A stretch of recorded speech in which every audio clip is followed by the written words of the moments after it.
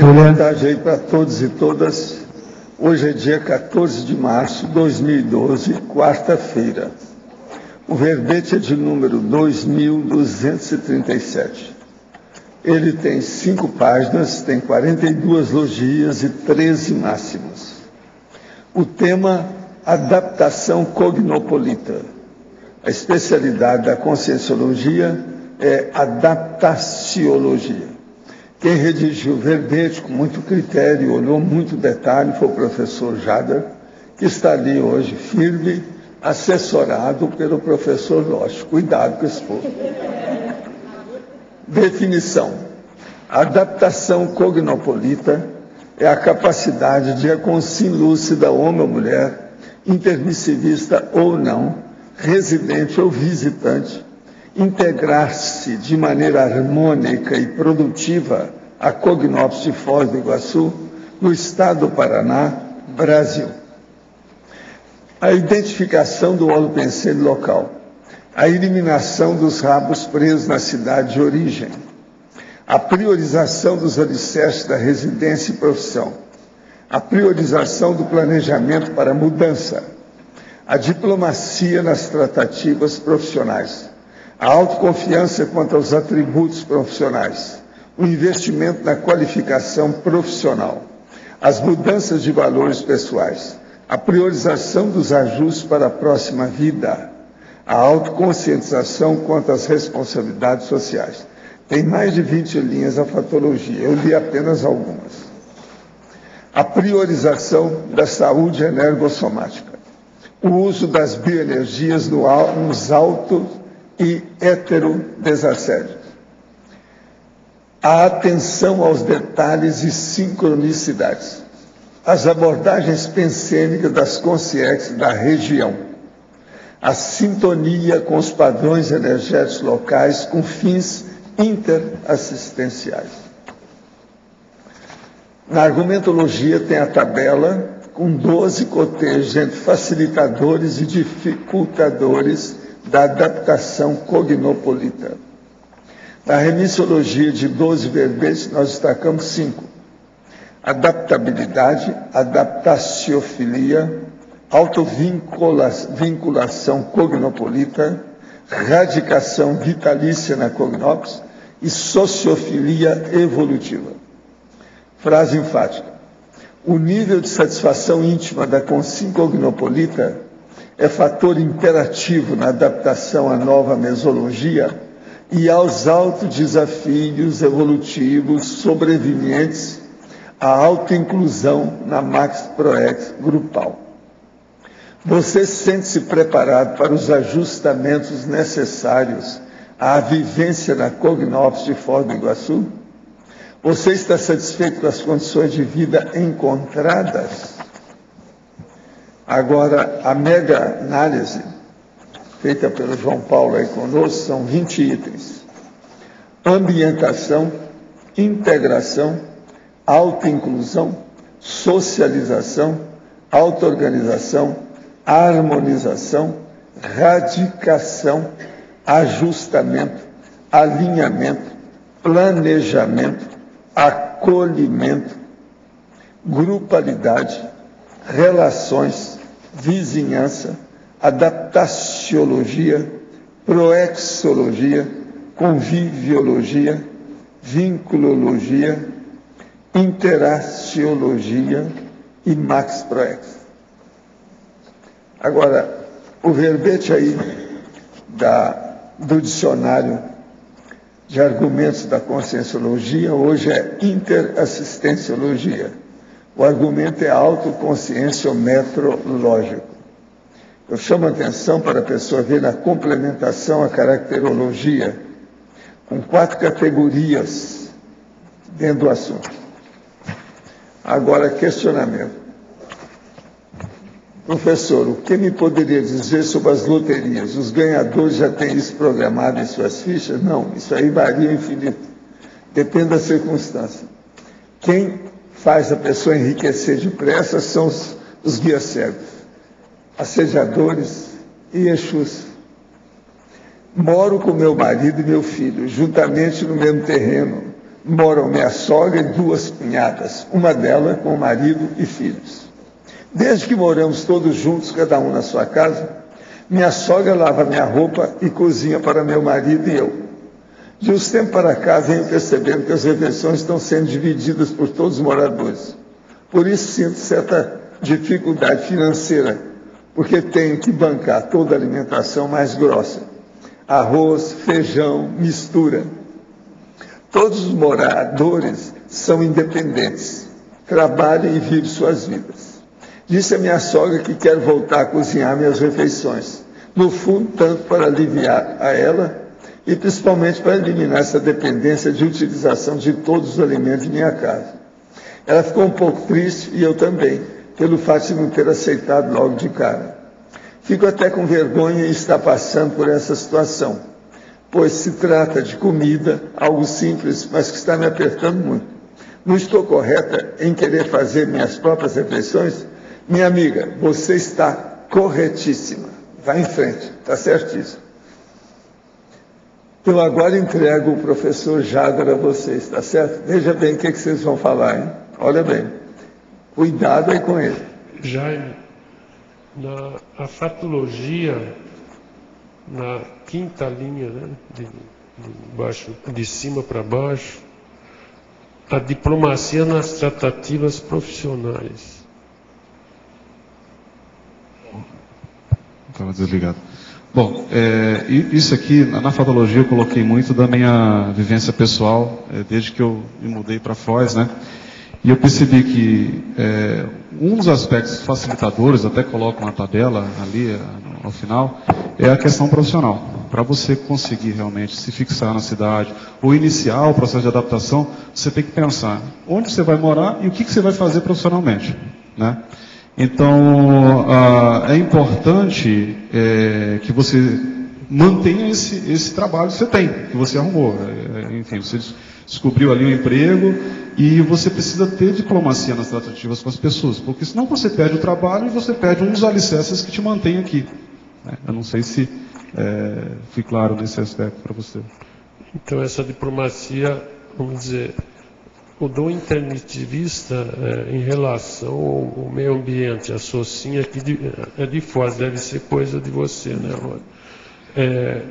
Você tem que fazer assim, concessões em termos de diplomacia, porque em relação ao que você encontra na Socin, a pergunta é em cima disso. Não, pois eu falo de diplomacia, envolve tudo isso, né? Há um nível de compreensão sobre essas tratativas, essas relações interpessoais, e até perceber até que ponto você não pode ser mais assistencial com essas pessoas. Você mudar, às vezes, o holopensene, você ajustar aquele ambiente que às vezes é entrópico, para que você consiga se manter mais tempo lá. Porque às vezes você chega no ambiente profissional que ele, de certa maneira, muitas vezes não é adequado. Tem pessoas que são anticosmoéticas, e isso dificulta até você se manter lá. Ou você compactua, né, ou você promove mudanças. Então aí vai do teu nível de autossuficiência energética, de autodefesa, de autodesassedialidade, né, e de heterodesassedialidade para mudar esse ambiente. Então, a diplomacia, a gente poderia até falar aqui também da paradiplomacia, né, porque existem as conscientes que muitas vezes mandam no ambiente. Então, como é que você lida com essa realidade? E eu quis enfatizar isso aqui justamente porque o aspecto profissional, o trabalho, é um dos pontos que ajuda na condição de fixação na cidade, não diria só em Foz, mas em qualquer lugar que você esteja planejando alguma coisa do ponto de vista aí, de mudança, enfim. Mas se a pessoa, por exemplo, é anticosmoética, você tem casos que tem que discordar também, não é só... A diplomacia não quer dizer que vai concordar com tudo, é isso? Eu estou perguntando. Não, exatamente, nem sempre você vai compactuar. Às vezes você vai se posicionar. Aqui na patologia mesmo, eu falo aqui de posicionamentos cosmoéticos. Fica aí na 3ª linha. Então, você tem que... e falo também logo na sequência, eu vou ver, tem as pressões intrafísicas. E essas pressões também se referem ao ambiente profissional. Então, como é que você vai lidar com essa situação? Né? Muitas vezes sem antagonismo. Acho que aí vem a questão da compreensão, da sua postura realmente de entender o modus operandi, né, do local, né, mas não necessariamente compactuar com ele. Agora, está correto. E na 7ª linha, a mudança de valores pessoais. Eu queria saber em relação a você. Olha, quando você cria uma postura de abertismo, que você busca integração, que você busca harmonização, unissonância com um local, com o ambiente seja de trabalho, o ambiente intrafísico, a cidade, você tem que promover mudanças pessoais. Às vezes as situações levam a essas mudanças. Por exemplo, ontem a gente estava falando de reciclagem aqui. Então, eu me vi em muitas situações onde que eu precisei mudar algumas posturas para que eu conseguisse me sustentar mais na cidade, senão eu teria estourado, teria ido embora já. Passei por várias situações em que eu pensei seriamente e saí de Foz do Iguaçu. Né? Mas aí com mais tranquilidade, com mais reflexão, enfim, eu vi que a postura seria fundamentada na emoção e não na razão. Então, se você não recicla, né, suas posturas, se você não muda, né, fica difícil essa adequação. Tá, ok, obrigado.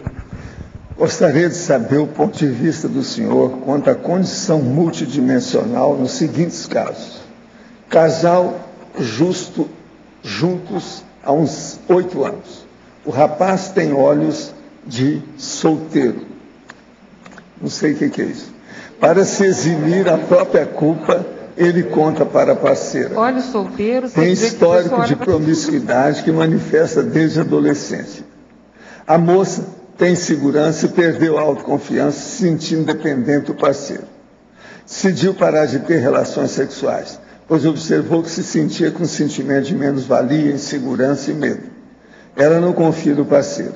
Entrou nessa relação sabendo dos problemas do rapaz e queria ajudar, mas se deu conta que regrediu em sua manifestação.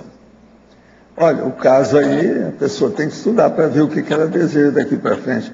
Do jeito que está, que não deve permanecer. A moça tem que tomar atitude. Mãe de 3 filhos, uma menina, esse é outro caso. Uma menina e 2 meninos. Um tem retardo mental e o outro é autista. A mãe sente necessidade premente de ajudar o filho autista e não entende por que esse nasceu nessa condição. Essa família é da Rússia. A mãe é bem reservada e não passa mais informações sobre si mesma. Essa situação são criadas por interprisão entre as consciências e como estudamos pela lei da afinidade. Qual a melhor forma de ajudar essas pessoas, além de colocá-las na internet? Isso aqui é da Austrália, sabe, gente? Agora, a melhor coisa que você deve fazer, ajuda em tudo que você puder e instrua a pessoa naquilo que você vê que pode indicar para melhorar as vidas delas. Agora, às vezes, a pessoa tem que entender como é que é. Pai e mãe têm que entender os filhos, não tem saída, eles colocaram os filhos no mundo. Então, ajuda em esclarecer, tarefa de esclarecimento. Tenho tido insights de que devo escrever sobre o que poderia escrever para ser assistencial. E para quem? Como poderia chegar a essas respostas sozinho? A primeira coisa é a seguinte: escreva coisa que você possa fazer isso que eu acabei de dizer. Esclarecer os outros. Às vezes vale a pena. Olha, falar em esclarecimento. Esse aqui é o livro da nossa amiga, sabe? A mãe da Jaqueline, História de uma Vida. Eu vou ler para vocês um trecho dela, no Egito. Mas o que agora vou dizer os deixará tão estarrecidos quanto eu, que só tinha 14 anos. Entre os homens e as mulheres, escondido debaixo de todos os seus véus, são os árabes, havia uma grande cortina branca, transparente, musselina, que os separava, os homens das mulheres, e também, isso no cinema, separava também da tela.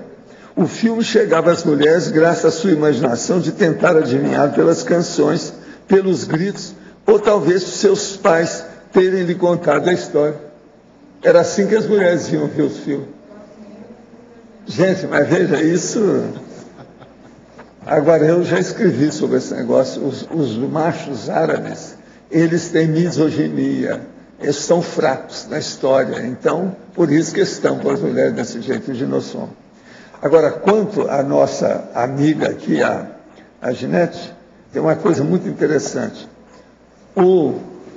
marcador do livro dela, vem escrito o título lá do livro, São Paulo, 10/3/2012, e o meu nome impresso. Eu nunca vi isso. Esse é o mais granfino que eu já vi na minha vida. Eu só fui descobrir a hora que eu comecei a ler com calma lá. Aldo Vieira aqui, ó. Imprimiram. Então, veja, ela deve ter feito uma listagem do povo que ela ia mandar e eles imprimiram na hora de fazer. Agora, gente, nunca vi uma coisa tão granfina. Tão granfina. Isso mostra que a nossa amiga é diretamente da monarquia. Pelo livro dela a gente vê. Não, mas pelo livro da Ginete a gente vê que ela era da antiga monarquia. É impressionante tudo dela. Por exemplo, ó, toda noite enrolava meus cabelos e me penteava como as artistas do cinema, segundo as fotos que as minhas companheiras me mostravam. Descobri que o papel vermelho do chocolate Nestlé, ao ser esfregado nas bochechas, ressaltava o azul dos meus olhos. Agora, ela está contando tudo da vida de mocinha dela. Uma inteligência. Poliglota, pianista, fora de série. Agora, viveu em 3 continentes, 3 países diferentes. Fora de série, com esse monte de filho e tal, né? Ela fez bem de escrever esse livro. Agora, tem muita bobagem da Igreja Católica, etc. Tal. Agora, a descrição dela do Egito é impressionante, da época. Ela fala do rei Farouk, sabe, aquele que era de pegar tudo quanto é mulher e vinha no Brasil, etc. Eu lembro disso. Isso aí tem muita coisa. Agora, o melhor da história é essa. Nunca vi isso. Nunca ninguém me deu um livro com marcador com meu nome, impresso. Gente, vocês querem mais raffiné? Raffiné. Não, isso é finesse total. Eu nunca vi uma coisa dessa. Agora, eu fui descobrir agora no fim, a pena que a Jaqueline não está aí para saber o que eu estou falando, que eu descobri, né? Olhei tudo. Então, agora comecei a ver o livro com calma aqui no intervalo. Impressionante. Gente, eu devolvo vocês o Jada, por favor. Jada. Pode falar. Da patologia, na 7ª linha de cima para baixo, a priorização dos ajustes para a próxima vida. Olha, quando a gente chega aqui em Foz do Iguaçu, a gente começa a pensar mais sobre isso, né? Então, o que eu quis dizer é exatamente isso. Quando a gente, por exemplo, escreve um verbete, tem a oportunidade de descobrir que pode escrever um verbete, de certa maneira, isso aqui é um ajuste, né? Você vai deixar um legado, né? Um curso, um livro, que vai servir de âncora, vamos dizer assim, ou pelo menos assim, de motor, né? Melhor colocando, não ficar âncora, acho que não é o termo adequado, mas de motor, que vai te impulsionar para a próxima vida, né? Arrumar, ajustar a próxima vida. E eu acho que o convívio com as pessoas aqui, todas as oportunidades que nós temos, favorece muito isso. Porque, querendo ou não, tudo isso aqui catalisa esse processo. Então, a própria tertúlia, o investimento em laboratórios, a leitura, a vida profissional, o contato com o multiculturalismo. Então, acho que tudo isso, de certa maneira, nos ajuda a nos prepararmos para essa nova condição. Então, a gente, pelo menos, começa a pensar a respeito. Eu não sei se foi claro. Então, tem relação com o item que diz autoconscientização quanto às responsabilidades assistenciais. Aqui é autoconscientização quanto às responsabilidades sociais. Aqui, na verdade, eu quis colocar mais o aspecto da gente perceber que nós temos uma responsabilidade com a sociedade na qual nós vivemos. Por exemplo, os médicos, os professores, eu que trabalho no shopping center, eu tenho uma responsabilidade com a cidade, com as pessoas que eu contrato, que eu desligo, entendeu? Com os clientes que frequentam o shopping, os professores com os alunos. Então é uma responsabilidade muito grande. Querendo ou não, a gente está mudando o ambiente. Nós estamos ajustando esse ambiente para que outros possam vir e também tenham facilitadores, eu encontro mais facilitadores para se ajustarem a Cognópolis. Pelo menos essa foi a ideia que eu quis dar aqui. E um outro item da 7ª linha de baixo para cima. A resiliência perante os megadesafios diários. Resiliência está virando um termo comum aqui em todas as os verbetes, né? Porque é uma expressão da física, quem não sabe, né? Mas eu acho que cai muito bem ao que a gente enfrenta aqui com relação à reciclagem. Nós passamos por mega desafios diários. Por exemplo, isso aqui para mim está sendo um desafio, né? Falar um pouco da minha vida, esboçar aqui num verbete aquilo que eu experimentei, é um mega desafio, né? Então, fora todo o resto dos contextos, o contexto profissional, né? Pergunta do Arlindo lá sobre o processo da diplomacia e da paradiplomacia. Então, acaba sendo um desafio você se deparar com situações em que você tem que se posicionar e sem ser complacente ou sem colocar panos quentes e ainda assim se manter ou tentar ajustar ou se ajustar àquele ambiente. Então, é um mega desafio. E eu passei por condições aí profissionais e pessoais onde eu tive que realmente aprender para me adequar e mudar a situação, reverter a situação. Então a resiliência está justamente nisso aí. Você sofre uma pressão que você chega a ponto lá de estourar e de repente, peraí, encontra uma solução e a coisa alivia, você vai trabalhando, mudando as suas posturas, reciclando, e isso quando você vê, você já promoveu uma mudança no ambiente, né? A partir da sua pensenidade, né? Teve um verbete aí que foi justamente sobre a holopensenidade assistencial, né? E eu refleti muito sobre essa condição. Então você muda, a partir das suas reciclagens, a tua pensenidade, e você vai percebendo que esse processo da resiliência, né? E a gente está sempre nisso, esticando, né? Encolhendo, esticando, encolhendo, e aprendendo com o processo. A resiliência é isso, né? À medida que você ganha mais elasticidade com o aprendizado, você ganha mais força também. Entendeu? Sabe que ontem veio à toa, ao respeito da resiliência, mega pensene, que resiliência, recuperação paragenética. Você está de acordo com isso? Olha, resiliência, não entendi, recuperação da paragenética? Recuperação paragenética. Olha, é claro que essa condição de ser resiliente tem um aspecto da paragenética, né? Se a gente for pensar do ponto de vista multidimensional, os aprendizados que nós vamos tendo, eu não sei se eu estou compreendendo a questão, mas eu estou colocando minha maneira de perceber. Então você tem aí, dentro da tua para-história, algo que te torna mais resiliente. Então, se eu aguentei boa parte da pressão que eu sofri em muitas condições ao longo da minha vida, inclusive aqui, é porque isso é um atributo, uma coisa que eu desenvolvi ao longo dessas múltiplas vidas. Entendeu? E à medida que a gente vai tendo mais experiências, isso vai influenciando a minha paragenética. Então, o aprendizado que eu tive aqui em Foz do Iguaçu, os contatos que eu fiz, as reconciliações que eu promovi, isso vai ter uma influência numa próxima vida. Então, com certeza, isso afeta a minha paragenética. É claro que sabemos que nós somos justamente resultado, em parte, da mesologia também, do processo genético, e daquilo que nós somos mesmo, da nossa para-história, da nossa paragenética, né? Então, talvez, se tem algum viés nesse sentido aí, eu acho que é esse, né? Não sei se a pessoa que falou sobre isso quis dar essa mesma conotação. Muito obrigada. Jader, eu vi que você aqui falou da eliminação da alienação quanto à singularidade local. Isso é um fato muito sério, porque as pessoas chegam aqui em épocas diferentes. Umas estavam aqui desde o início, eu acompanho a nossa instalação aqui desde o início. Outras chegaram, pegaram o bonde andando e outras muito recentemente. Agora, não se pode esquecer que há pessoas aqui que conhecem a conscienciologia, pessoas da cidade, pessoas que tiveram contato conosco no início dos nossos trabalhos aqui, e elas formaram de nós uma opinião.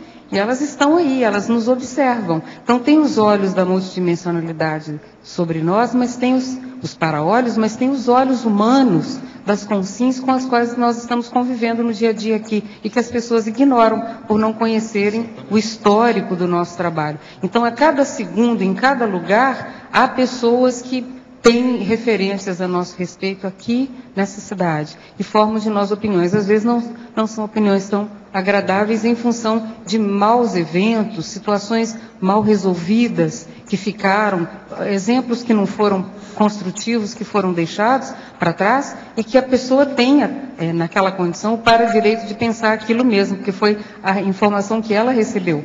Então, cabe a cada um de nós aqui o processo de estar sempre fazendo a retratação dessa realidade. Então, eu vejo assim, esse muito importante nisso, a eliminação da alienação. Não ficar alienado quanto a essa realidade que toda hora ela acontece na rua, no restaurante, na farmácia. Às vezes a farmácia é daquela pessoa. teve envolvimento conosco aqui. Então, tem uma série de fatores, é muito complexa a nossa movimentação. Por isso, a paradiplomacia que você citou também, ela é importantíssima, por causa dessa retratação. Exatamente. E é justa, uma retratação justa. E foi isso que eu quis realmente enfatizar, viu, Marlon? Mas isso é possível se você convive com as pessoas, né? É assim, então por isso que eu falei aqui sobre a questão do abertismo, da integração, até foi colocar na mega análise. Então, você tem que buscar uma harmonização. Se você se enche de questiones, se você chega aqui já reclamando, porque Manaus é melhor, porque São Paulo tem isso, aqui falta isso, tá? Quem consegue dificuldade da cidade? As pessoas têm os seus aspectos culturais peculiares, mas a gente tem que entender isso. Às vezes até para que essa distorção que houve da própria cultura não se mantenha. Eu já tive várias oportunidades onde que a pessoa fala, então é isso? Mas é porque o fulano de tal, às vezes, um professor puxa, você é tão normal, eu conheci uma pessoa, eu falei, gente... o cara não é doido, ele... O que aconteceu? Lá no tão normal? Essas coisas, né? Então, isso aí é muito sério, eu vejo que não é dada a devida importância, às vezes, a esse fator. Sem perder de vista a crítica social. Exatamente. Sem perder de vista a crítica social. Porque não pode botar panos quentes, dourar a pílula e falar que está tudo lindo e tudo é maravilhoso, porque não é. Então, é colocar as coisas nos devidos lugares. Sabe que eu acho que uma coisa que ajuda muito, Malo, nesse sentido, é a pessoa viajar, sabe? Eu tive a oportunidade de conhecer boa parte do Paraná logo que eu cheguei aqui. Por quê? Eu precisava me ambientar, precisava me ajustar à nova realidade. Então, o aspecto profissional foi algo que pegou muito. Então, o que eu fiz? Eu falei, eu quero estar o mais próximo possível de Foz do Iguaçu. Não importa se vai ser lá em Maringá que eu vou arrumar trabalho, eu vou dar meu jeito. Mas assim, o movimento que eu fiz, a energia que eu depositei foi tal que sincronicamente eu consegui uma condição profissional adequada, né, me ajudou bastante, e em Foz do Iguaçu. Eu não precisei estar em Curitiba, não precisei estar, mas eu rodei o Paraná inteiro. E o que me surpreendeu é que pessoas até do próprio Paraná, colegas nossos, não conhecem o estado em que vive, não conhecem a realidade cultural.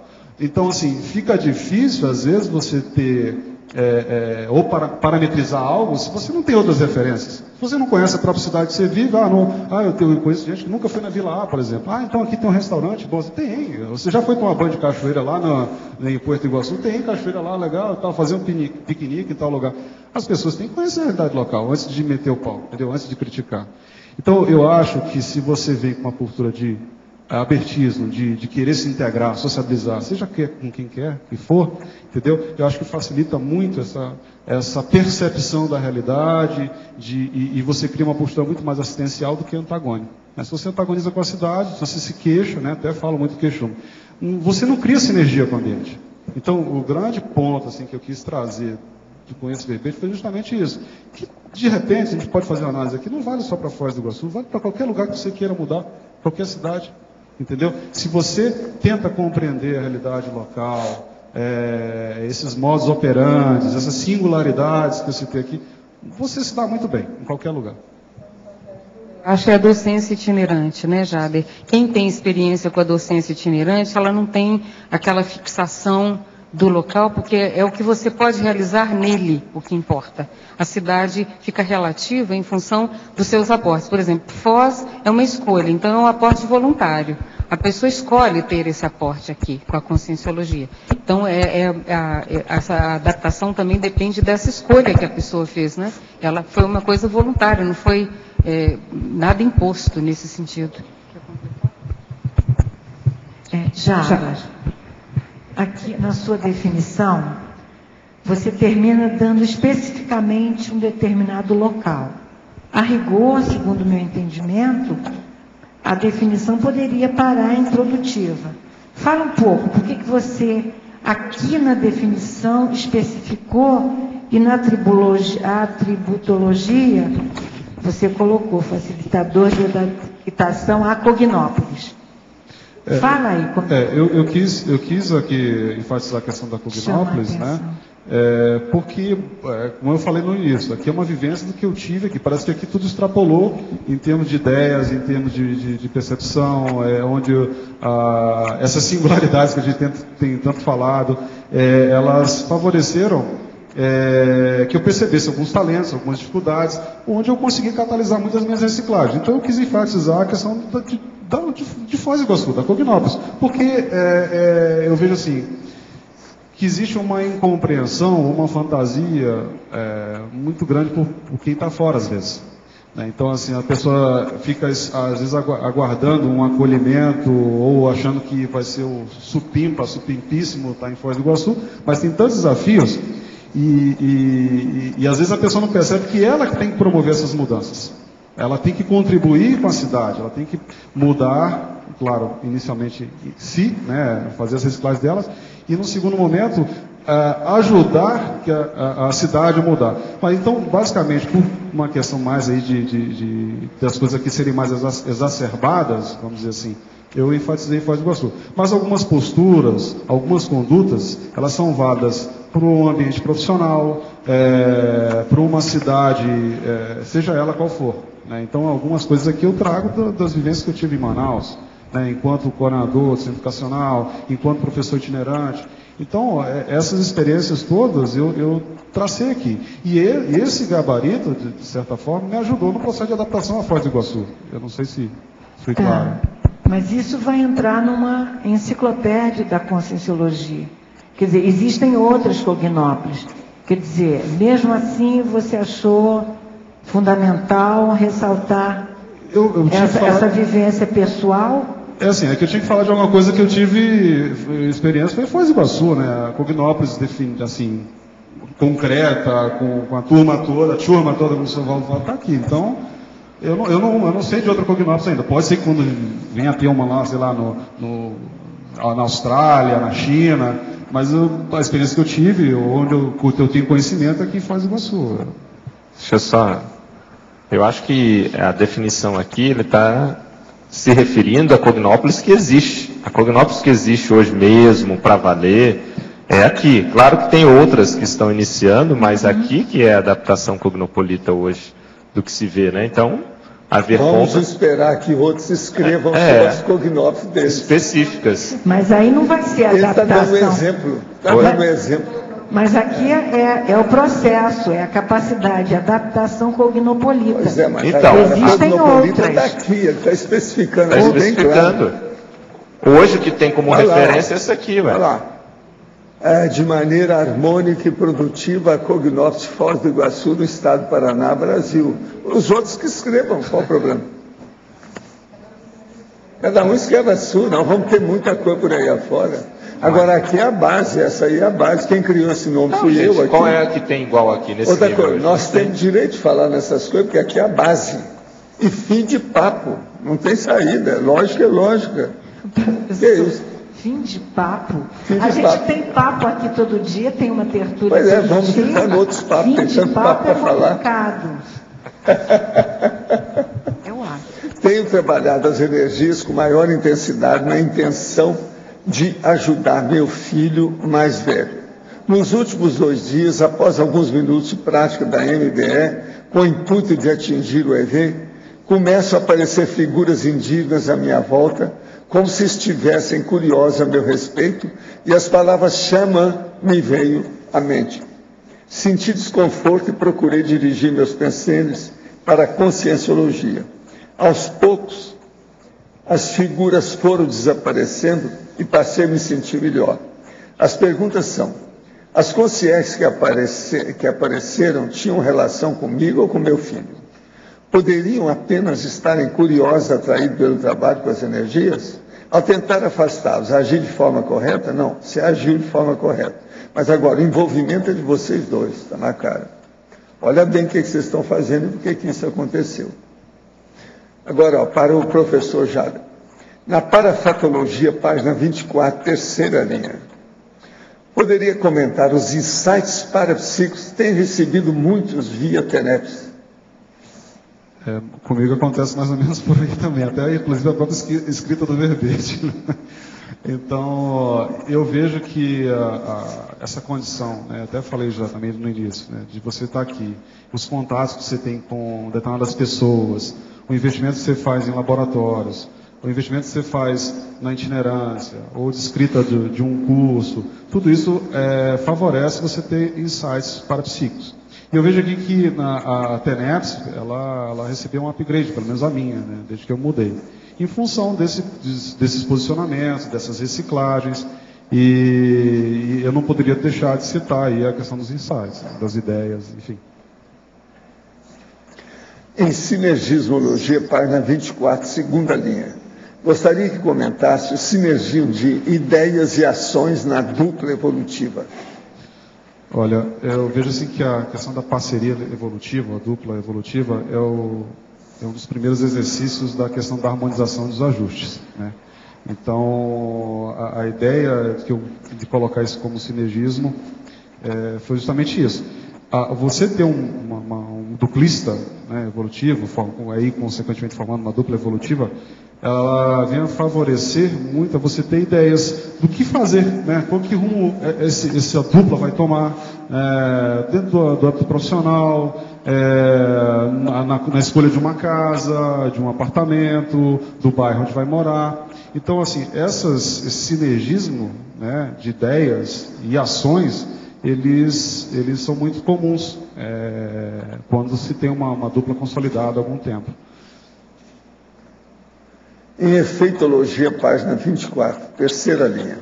Poderia discorrer a respeito dos efeitos da participação nas redes sociais? Olha, eu vejo que algumas redes sociais, né, não vamos generalizar, elas são importantes. Por exemplo, tem lá a LinkedIn, que trata de condições profissionais. Tem muita gente que inclusive está nela. Eu acho que favorece até quem está buscando uma oportunidade profissional, quer conhecer mais sobre Foz do Iguaçu, o que tem em termos de empresa. Eu vejo que os efeitos são os mais positivos, para quem quer se ajustar, que quer promover mudanças. Eu vejo que essas redes sociais facilitam isso. Por exemplo, algumas ICs têm divulgado suas atividades em algumas redes sociais, né, divulgando os cursos, o Facebook. Então, tem muitas pessoas que acabam acessando as ideias, né, eu vejo assim, que o 40 Manobras que aconteceu em algumas cidades, alguns cursos da CIP, né, que é a instituição no qual eu voluntario hoje, algumas pessoas têm acessado essas informações pelas redes sociais. Poderia falar sobre os seguintes pontos em fatologia? 1. Arrogância cultural. 2. Os ajustes às premissas da PROEX pessoal e grupal. Bom, a arrogância, né, ela vai de encontro a tudo que a gente estava falando aqui sobre a harmonização. Se eu acho que o melhor lugar do mundo, ou a melhor cultura a qual eu pertenço, eu tenho dificuldade de me ajustar em outras condições, né? Então, por experiência própria, aí, em contato com algumas pessoas, eu vejo que quando a gente vem na postura de arrogância, né, de se achar melhor profissional, ou que o que eu faço é melhor, ou que na minha cidade funciona de um jeito que aqui não funciona, isso dificulta demasiadamente a condição do ajuste e consequentemente, a adaptação a Cognópolis, né? O segundo item qual era, professor? Segundo é os ajustes às premissas da PROEX pessoal e grupal. Bom, não tem como falar de adaptação a Cognópolis se não pensar em PROEX, né? Sincronicamente, até o Lógico está aqui do meu lado. Engraçado que eu estava pensando, pelo menos eu evoquei ele, e de repente ele decidiu assim, de sentar aqui para justamente dar um apoio, né? Se vir para cá é uma escolha, isso vai influenciar basicamente na sua programação de vida pessoal e também no grupo, né? Você vai voluntariar em alguma IC, aquilo que você promove aqui enquanto trabalho, a produtividade que você tem aqui, ela vai afetar o grupo, né? Quando você se torna voluntário de alguma instituição sociocêntrica, quando você decide escrever um curso, um verbete, isso tem um reflexo na PROEX dessa grupalidade. Não sei se o Lógico quer comentar mais alguma coisa. Quero perguntar, inclusive esse verbete eu vejo que a gente vai poder utilizar muito, tanto na Apex, e eu recomendo que a própria Unicim possa também utilizar, porque é muita gente que vem para cá e esse é um tema importantíssimo. Muita gente precisa disso aqui e vale a pena, inclusive, ele ser aprofundado, né? Pode ter muitas derivações disso daqui. Mas eu queria perguntar o seguinte, dentro até nessa questão de ajuste com a PROEX. Você na tabela, você coloca o cotejo facilitadores e dificultadores. E tem o item 2, que é atividade laboral, como facilitador, e dificultador desemprego. Bom, mas a minha pergunta é a seguinte, quer dizer, o desemprego é óbvio, é uma dificuldade, quer dizer, a pessoa acaba não conseguindo voluntariar, não conseguindo fazer uma série de coisas, sem estar com a sua renda definida. Mas o que a gente tem observado muito, dentro, até acompanhando as atividades aqui do voluntariado, tertúlia e outras mais dentro da Cognópolis, uma situação em que muitas pessoas vêm para cá, e o objetivo, né, o que trouxe a pessoa, ela considerar justamente que a sua ProEx tem relação aqui com a Cognópolis, mas chega aqui e a pessoa acaba se envolvendo com uma série de compromissos profissionais de uma maneira que passa da conta. Então você vê aquela pessoa que mora em Foz, mas que na prática ela não atua, ou atua muito pouco, deixando a desejar dentro do que deveria ser realmente um voluntariado mais adequado. Então, como é que você vê isso? Porque aí eu estou colocando o outro lado em relação à adaptação profissional, que não é o desemprego, e sim uma pessoa que acaba tendo uma priorização, às vezes até um workaholic, né, dentro da condição do trabalho, e deixando de lado as condições da ProEx, por exemplo, uma tertúlia e outras mais.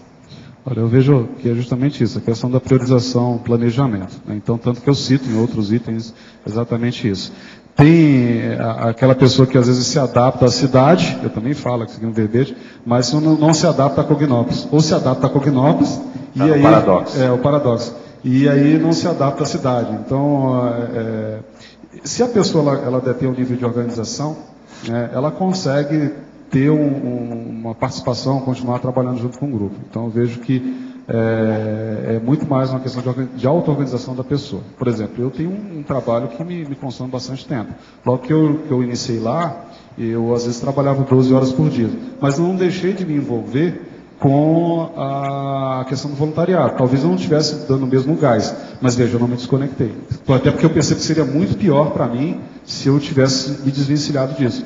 Mas veja, é muito claro para mim a importância que está me relacionando com as pessoas da Cognópolis, com os trabalhos, influencia na minha vida, enfim. Então, acho que tem uma importância muito grande. Eu não posso abrir mão disso. Então, é uma questão de escolha. Às vezes a pessoa acaba se perdendo por uma questão de deficiência aí, no ponto de vista de autodefesa energética. Ela é engolida mesmo pelo holopensine local, ela cai na interiorose, ela está focando só na questão da remuneração. Não que não seja importante, isso é uma coisa que está todo mundo atrás. Mas, assim, é uma questão de dividir espaço mental em tudo que é importante. A vida afetiva sexual, o trabalho, o voluntariado, a saúde física. Tem gente que faz tudo isso, mas esquece, às vezes, de tratar do soma, de fazer exercício, ou pelo menos andar na esteira, ou ir ao médico regularmente. Então, se há uma despriorização em algum desses aspectos que envolve o holossoma, né, você acaba tendo aí um problema até com sua programação de vida, né? Eu coloco, só para a gente poder aprofundar um pouco isso daí, a gente sabe que a questão profissional, às vezes a pessoa tem um emprego, por exemplo, que está dentro daquele horário comercial. Então, vamos pegar aí o caso da tertúlia, ela não teria condições de vir à tertúlia e tal. Nem todo mundo tem flexibilidade nos horários. Mas o que a gente vê, por um lado, é que nem no final de semana, ou num domingo, ou 2 domingos no mês, ou um domingo no mês, que a pessoa se organizasse para vir, acaba que tem várias pessoas dentro dessa condição. Então você vê, às vezes, a pessoa fica meses, a gente está pegando a tertúlia, dentro do que a gente considera que seria o ápice hoje do trabalho da Cognópolis, que envolve enciclopédia, envolve o dicionário de argumentos e envolve essa interação com um nível maior de ideias. Então, a pessoa às vezes fica meses sem aparecer. Não é possível que tenha um emprego que exija que ela não tenha disponibilidade nenhum dos dias. Então, esse é um ponto para a gente pensar, porque qual é o percentual disso hoje? Eu acho que é um percentual alto. Se fosse um percentual pequeno, tudo bem, né? Faz parte, mas eu vejo que é um percentual alto. Outro aspecto que a gente vê também, que às vezes as pessoas falam, não, mas está assistindo pela internet. Será que a pessoa realmente está assistindo pela internet? E, se a pessoa está aqui, por que não prioriza de estar presencialmente participando? Porque não é a mesma coisa estar assistindo pela internet e estar presente. Agora, quem não pode estar numa outra cidade, tem os teletertulianos, aí não tem como. Aí, claro, a internet já ajuda bastante. Mas a pessoa que tem condição de estar aqui diretamente, eu acho que são questões que têm que ser levantadas na hora que a pessoa vai refletir em tomar a decisão de vir para cá. Porque tem gente que veio para Foz que ficou com menos disponibilidade do que quando morava em outra cidade. Quer dizer, quando a pessoa morava fora, a gente via mais a pessoa quando depois que ela mudou para cá que a gente vê menos. Quer dizer, isso que é o paradoxo mesmo. Sabe o que eu vejo também? Tem a condição da exposição. Por que às vezes algumas pessoas não procuram escrever um verbete, por exemplo, ou fazer uma pergunta na tertúlia? Às vezes não quer se expor, porque aparece. Né? A gente fala de energia, fala de multidimensionalidade. Se a pessoa não tem medo de se expor, ela não vai aparecer mesmo. Né? Perguntei uma besteira.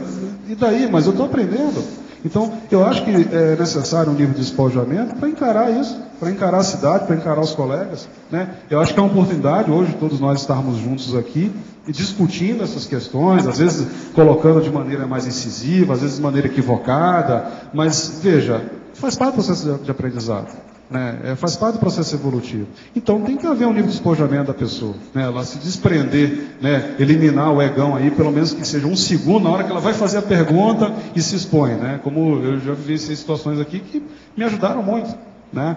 Eu lembro de uma tertúlia que foi um momento de circunspecção, né? Que o professor Valdo descascou 300 anos ali de situação minha particular, mas foi ótimo. Não, porque isso marcou e me desencadeou uma série de coisas que me levaram a chegar hoje aqui e estar falando sobre adaptação. Enfim, eu acho que é uma questão de você dar a cara a tapa. Né? Errei, desculpa, me ajuda a acertar. Entendeu? Então, se a pessoa não tem essa arrogância e tem essa simplicidade, a modéstia, melhor dizendo, né? de pedir ajuda. O senhor sempre entendeu que deveria ser em Foz a primeira experiência de Cognópolis? Ou já pensou, ou chegou a pensar em outras regiões como possibilidade? No Rio Grande do Sul, onde o senhor acha que a experiência podia ser iniciada? Olha, eu estudei em muitos lugares do Brasil para vir para Foz. Agora, Foz aqui tem as 7 energias básicas junto do Parque Nacional. E ela tem 75 etnias. Então a gente tem que ir para o lugar aonde nós podemos ter mais assistencialidade. De modo que o Rio Grande do Sul é bom, porque é um estado um pouco belicoso. Então, por todo lado aí tem gente para você assistir. Vale a pena. Porto Alegre mesmo, às vezes nem sempre ele é alegre. Então, precisa de abrir o olho. Sempre vale a pena. Qual é a melhor forma de ajudar a melhorar o ambiente energeticamente? Posso ajudar a melhorar qualquer ambiente ou preciso tomar cuidado com alguns em específico? Esterilização dos ambientes pesados não aumentaria o acoplamento áureo com as consciências assediadoras? Sim, a gente só deve esterilizar a energia se a pessoa tem competência. Então, nesse caso, contra a minha força de vontade em não permitir ser assediado se houver acoplamento, é óbvio, é lógico, é evidente, of course. Trabalhe com você e tenha confiança no que você faz. Jader, página 25, em sindromologia, será que essa síndrome do conflito de paradigmas teria relação com o que o Locha acabou de falar e com vocês? Você acha que teria a inadaptabilidade ou esse conflito? Será que seria esse... O que você quer dizer com conflito de paradigmas? Foi exatamente isso. Às vezes a pessoa acha muita a ideia nossa bacana e tudo mais, voluntaria ali, ou pelo menos faz um trabalho meia boca, só que ela não consegue vivenciar isso no dia a dia. Né? Isso foi uma síndrome que foi apresentada no Congresso de Pulmonologia esse ano, né, pela professora dos remédios aí, onde ela, na verdade, explanou uma coisa que eu acho que a maioria de nós já percebe. E aí é uma postura de incoerência. Né? Se há uma incoerência nesse nível, né, olha, eu acho que a ideia do paradigma consciencial é interessante, a questão do holossoma, das energias, mas você é a pessoa que não trabalha energias, que ela tem leva a vida só na intrafisicalidade, ela simplesmente esquece das interações multidimensionais. Aí acaba acontecendo isso mesmo. da pessoa não conseguir bancar, participar da tertúlia, ou voluntariar como deveria, ou como poderia, né? Enfim, eu acho que a ideia da síndrome é justamente essa, né? Só que gera outros processos na pessoa, né? A síndrome ela é um pouco mais complexa, né? Onde ela tem conflitos íntimos muito grandes. E às vezes ela pode ser até silenciosa, né? Às vezes a pessoa nem perceber isso. Seria mais ou menos isso? Às vezes a pessoa ela está tão obnubilada que ela não se dá conta, mas ela não sabe que aqueles conflitos pelos quais ela está passando, ela é resultado disso. Então ela sofre muito com assédio, e ela não sabe que é assédio extrafísico, porque ela simplesmente vive ali na transexualidade. É o que acomete a maioria das pessoas. Talvez a pessoa que pudesse aprofundar melhor aí as nuances da síndrome fosse os autores, né, do artigo aí que falou da síndrome. Mas basicamente é isso, né? A questão da vivência na incoerência. Né? Você já conhece uma realidade, mas você tem uma condição de autocorrupção que você não simplesmente descarta o próprio paradigma consciencial, apesar de saber que ele existe, que ele é fato, que você já teve experiências. Jader, Oswaldo aqui acima no âmbito. Oswaldo, diga.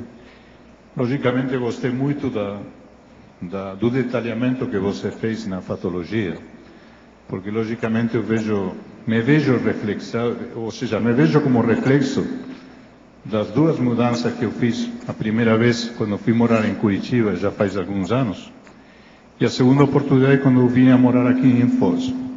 Se você me permite, deixo no teu critério, gostaria de que te sugerir para acrescentar na fatologia a mudança de língua e de país, que aqui não está focalizado dentro da fatologia, e para aqueles que viemos de fora, tem certos acréscimos além do que você pontualizou muito bem dentro da fatologia.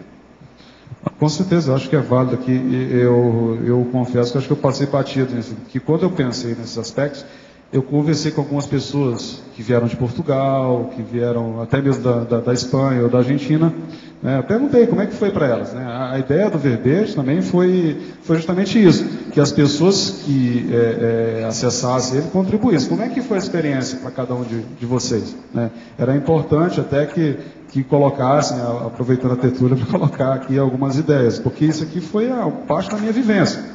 Mas aí tem as peculiaridades de cada um. Tem gente que eu sei que teve mais facilidade. Logo de cara já arrumou um trabalho e tal. Eu ralei pra caramba. Eu rodei aí de Londrina até Pato Branco, atrás de trabalho. Então, assim, algumas pessoas não tiveram essa condição, né? Outras vieram com parceria evolutiva, outras vieram sem parceria. Então, eu acho que a ideia mesmo é de contribuição, tá, Oswaldo?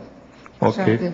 Não, porque neste caso, eu simplesmente gostaria de pontualizar que justamente nas duas mudanças que nós tivemos com Liliana para o Brasil, foram totalmente diferentes, porque uma foi feita faz 35 anos atrás, certo? No qual a minha idade era diferente, eu vim com outros objetivos, com outras questões, com outra problemática totalmente diferente, e esta mudança que fiz agora nos últimos 7 anos aqui para Foz. Então foram duas experiências totalmente diferentes, mas os itens estão bem pontualizados aqui na tua fatologia. Muito obrigado. Nada. Jader, já tem nome para isso, tem uma síndrome que chama síndrome do retorno, isso é estudado, tá? Que quando você vai para um país novo, você leva em torno de 1 ano para se adaptar. Se você fica mais de 2 anos lá, você leva 2 para se adaptar no seu próprio país de volta. Então tem uma série de fatores aí que pesam nessas adaptações. Isso aí já é estudo de migração, tem coisas muito sérias. E quanto a esse outra síndrome que você colocou, também tem uma teoria da dissonância cognitiva que explica bem essa questão de conflito de paradigma entre o que se sabe e o que se faz. Então essas são duas linhas de pesquisa muito interessantes, a síndrome do retorno e a dissonância cognitiva. Irei me formar este ano em medicina. Optarei pela área da radiologia. Pretendo trabalhar posteriormente com saúde da família, pelo fato de assistir desde a criança até o idoso. O que acha de aliar o trabalho de especialista com o de médico generalista? É uma boa. generalismo é melhor, sabe? A clínica geral. Você pode ajudar mais gente. Qual o mega desafio da adaptabilidade em Foz do Iguaçu? O que você acha? Mega desafio. Olha, eu acho que cada caso é um caso, né? Como a gente estava até falando aqui agora. Por exemplo, para mim o mega desafio foi a questão do trabalho. Né? Eu acho assim, que acho que uma das coisas mais sérias de quem sai de São Paulo e Rio é vir para uma cidade do interior. Eles querem badalação. Aqui não tem tanta badalação. Esse é outro aspecto também. A badalação aqui é da natureza. Então tem gente que, de vez em quando eu falo para a pessoa, volta para São Paulo, vai lá para cá a poluição. Você não gosta da despoluição. É terrível, né? Segunda mala, Londres, Paris, Nova York. Não, mas a pessoa veio de lá. Ela veio de lá, eu falo, volta, já que você está assim, fica lá.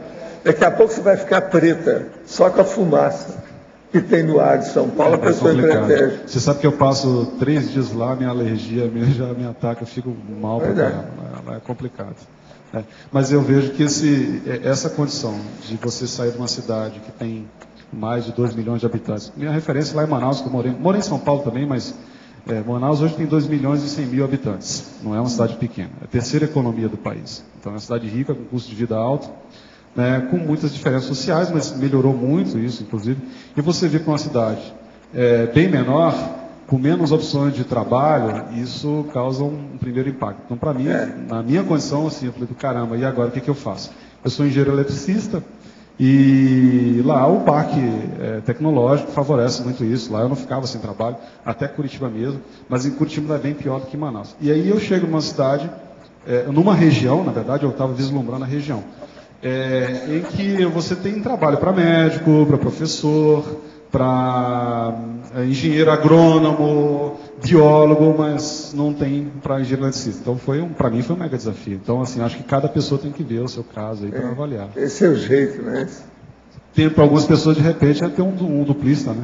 Agora, quem vem para Foz tem que pensar o seguinte, tem que gostar de viver. Porque todo mundo que mora aqui vive mais tempo. O ambiente da natureza, Foz da Barra, o calor que tem aqui, as 4 estações muito definidas que tem aqui. Mas, olha, a pessoa vai viver mais. Se ela está com vontade de morrer, é bom ela ficar na poluição. Evaldo, mas eu vou falar uma coisa. Você tem falado assim, bem francamente para o povo. Você citou a questão do clima, né? Isso é outro aspecto que eu acho super interessante, que às vezes eu vejo as pessoas reclamando do calor. Nossa, o calor faz bem, ele mexe com a pessoa, faz ela fazer exercício, Manaus transpirar. Nós somos tropical, é a melhor coisa que tem. Mas olha só, aqui pelo menos você ainda curte uma primavera, não é um isso. A noite sempre esfria aqui, o povo não vê isso. Aqui não é Rio de Janeiro. Mas isso quer dizer, mas Manaus não, meus amigos de Manaus que me desculpem, mas Manaus é o tempo inteiro, né? Agora mas Manaus você está no meio do mato e dos índios, né? A situação é muito difícil. Aqui não tem índio mais. A situação é muito diferente. Não, a gente tem que ser franco com essas coisas. O estudo da geopolítica tem que ser com muita franqueza, falar assim, tudo na cara. Eu estudei essas coisas todas, passei de todo lado, para ver onde é que era melhor. Olha, não, deixa eu falar assim, Manaus tem um aspecto que eu acho muito peculiar.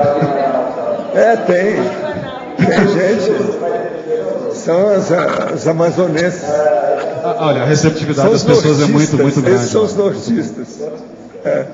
Eu sou do Brasil. Eu nasci no Nordeste, morei no Amazonas, no Pará. Você é iguaçuano. Agora eu sou iguaçuano. Está suando aqui. Agora aqui, ó. Qual a sua opinião sobre a criação do Instituto de Saúde Holossomática, abrangendo em um mesmo local diversos processos terapêuticos, tendo por base a autopesquisa? Nesse instituto, o objetivo seria levar informação e orientação para as pessoas, que as pessoas entendam o paradigma consciencial. Estamos pensando em criar esse núcleo. Qual a opinião do senhor? Olha, é uma boa, né? Se a pessoa puder, examina bem, faz uma coisa bem séria, vale a pena. Olha bem os estudos iniciais. O senhor está perguntando onde é que vai ser isso. Mas vale a pena. Vale? Agora, uma das coisas mais sérias é onde? Onde é uma das coisas mais sérias? De repente, Foz do Iguaçu também, né? Ele não fala, nem fala de onde ele é aqui. Eu não sei de onde é. Muito legal. Diversos processos terapêuticos. Sr. Valdo, a minha pergunta é do dicionário.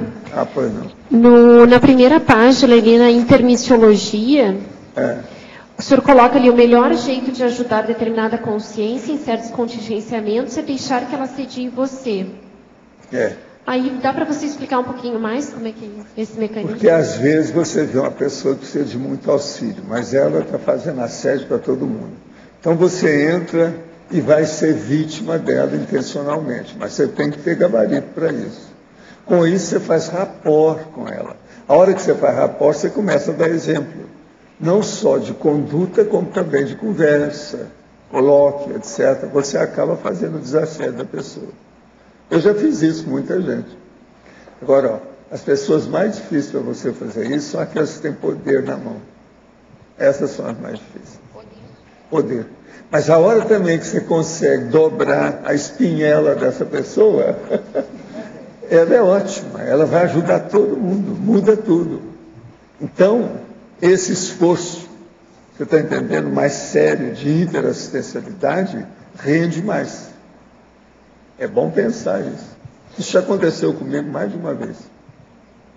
Agora, a pessoa geralmente que tem poder, um líder político, por exemplo, é o mais difícil que tem.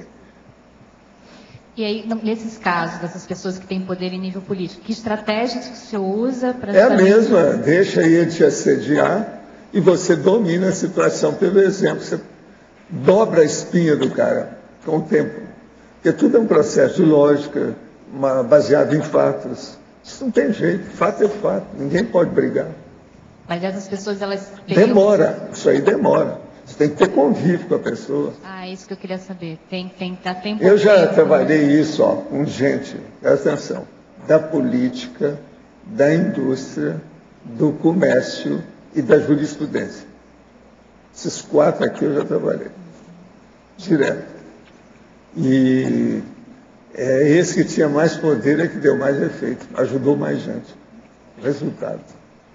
Então, mas para esses casos, por exemplo, no caso da jurisprudência, o senhor usa algum tipo de abordagem ou a jurisprudência é sempre o processo de você mostrar argumentos lógicos e racionais dentro dos fatos e mostrando como é que você reage.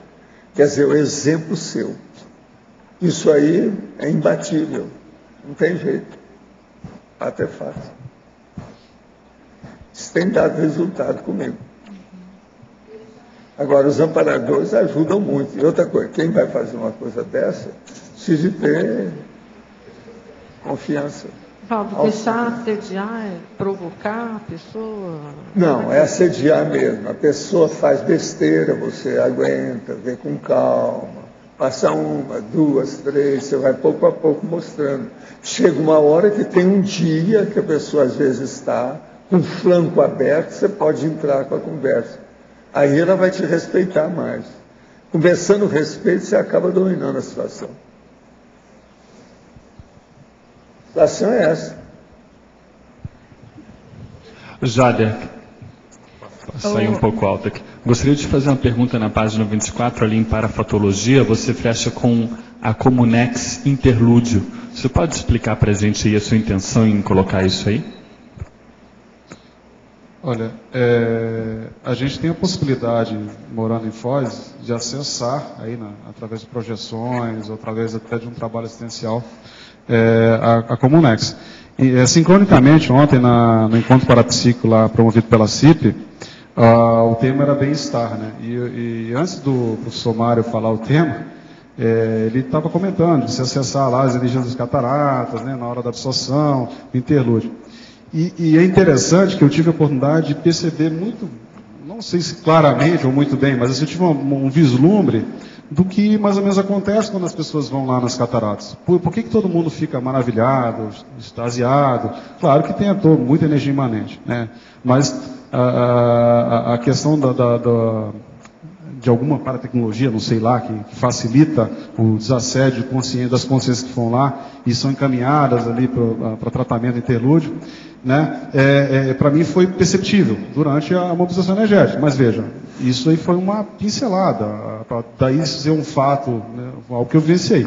Então eu vejo que aqui a gente tem muitas oportunidades, acho que várias pessoas tiveram experiências nesse sentido, de acessar a Comunex, entender o trabalho que é feito lá, a influência que isso tem sobre a cidade, sobre o nosso trabalho. Então, foi o que eu quis colocar aqui, que é um parafato. Né? Jader, até comprovando isso que você fala, às vezes vem aquela pessoa de fora e traz aquele parente difícil, complexo, e cai na argumentação, no dicionário da argumentação que o professor Val estava abordando, da interassistenciologia. A pessoa não dá entrada para o familiar, não dá entrada para ninguém entrar. E você vai acompanhando aquele grupo com aquele familiar difícil. Lá nas cataratas, você tem, uma estratégia que você consegue abordar a pessoa, porque ela está com a guarda, ela baixa a guarda, por causa do campo, por causa da energia. Então você consegue interagir com ela, coisa que aquela pessoa que é o familiar da pessoa, ela não consegue. Lá você consegue estabelecer um vínculo e fazer o desassédio da pessoa. Pessoa com caso de depressão, pessoa com caso de assédio sério. Já vi várias vezes, assim como coadjutora, acompanhando familiares de outras pessoas e acontecer esse rapport e a gente poder abordar a pessoa ali naquele contexto. O estado de euforia que as pessoas ficam quando vão lá, né, de bem-estar. Cai a defesa. Quando a pessoa fica muito bem, a defesa cai e ela dá entrada. Às vezes não dá para o parente, mas dá para você. E você consegue abordar e fazer, naquela hora você consegue fazer, uma estratégia para abordar a pessoa, o coadjuvante. Jaime, né? Isso, Jader. Marilza, aqui no B. Eu queria, por favor, que você falasse um pouco sobre este local de poder em relação ao tema do verbete. Olha só. Quarta linha da página 24 para fatologia. Desculpa, eu não dei a indicação. Página 24, quarta linha. Local de poder. Bom, aqui eu coloquei a questão do local de poder, porque a gente tem a oportunidade aqui também de experimentar muito isso, quando você, por exemplo, vai dar uma aula. Né? O local de poder ali à frente da sala de aula. Por exemplo, o local de poder no momento aqui na tertúlia, onde o professor Val está aqui, né, compartilhando comigo o local de poder dele para falar sobre a temática. Então, eu coloquei como um parafato justamente por causa disso. A gente tem a oportunidade de estar numa condição de epicentrismo, muitas vezes. Por exemplo, numa reunião lá no centro educacional ou na instituição concessiocêntrica do qual você faz parte, tem um local de poder. Então, por isso que eu coloquei, não sei se eu me fiz entender.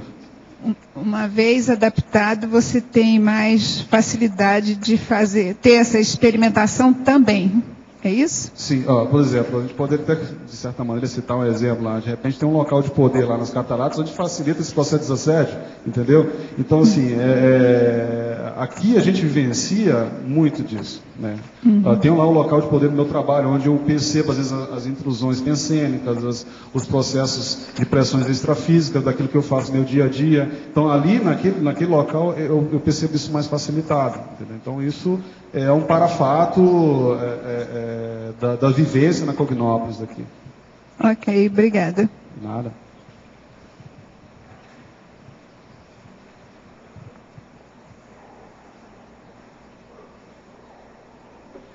Página 23, em fatologia, na última linha da página 23 da fatologia, você coloca os cursos de campo no discernimento. Você pode esclarecer para nós o que te levou a especificar, né, os cursos de campo que são realizados no discernimento? É que eu pensei muito na questão até do ECP2. Então tem vários cursos de campo lá, até de outros IC, por exemplo, a IAC às vezes faz um curso de campo e que acontece lá, né? Então eu especifiquei no discernimento, mas eu sei que tem cursos no CEEC também, tanto que eu coloquei aqui, citei o CEEC também, mas assim, eu sei que muitos cursos de campo têm acontecido lá. Poderia, enfim. Qual que é a relação que você faz com a questão da adaptação cognopolita? Porque às vezes no curso de campo é que você tem um insight lá do que você está dentro da tua ProEx. Você está pensando na tua ProEx lá, poxa, será que eu devo fazer isso, aquilo outro, está numa crise danada? E às vezes o curso de campo ele favorece muito isso para você, né? Por exemplo, antes de eu vir para Foz do Iguaçu, né, teve um curso até de um SCP2, do qual você fazia parte da equipe. Eu fiz a pergunta para o Epicom lá, onde é que eu poderia ser mais assistencial, né? Assim, continuando em Manaus, vindo para Foz, né? Ele falou que se eu tivesse disposto a encarar desafios 10 vezes maiores, né, hoje eu sei por quê, que eu arrumasse as malas. Então eu vejo que muitas pessoas acessam informações importantes sobre a vida, sobre o que está fazendo aqui, sobre os projetos num curso de campo. Então, eu acho que essa oportunidade de ter um curso de campo no discernimento ou no próprio SEC é primordial, ajuda muito, entendeu? Nesse processo de adaptação. É uma oportunidade que a gente tem aqui, assim, é mais um laboratório que se tem, né? Então, a gente tem todas essas ofertas, né, da Apex, da OIC, da CIP, do CAEC, e eu acho que isso aí ajuda, né, quem decide vir para cá a se adaptar. Jarba. Alô? Eita, só um minutinho que acho que tem a ver com isso. Eu não vi aqui, pode ser até que esteja. As dinâmicas também não seria? Não, eu falo dinâmicas. Aonde? Deixa eu... Laboratoriologia. O laboratório concessionológico da grupalidade, os laboratórios concessionológicos teóricos, os laboratórios... Perdão. Tá. As dinâmicas parapsíquicas. Antes da Comunex. Parafatologia hoje. Outras dinâmicas, tá. Entendi. Alô? Não poderia deixar de citar, né?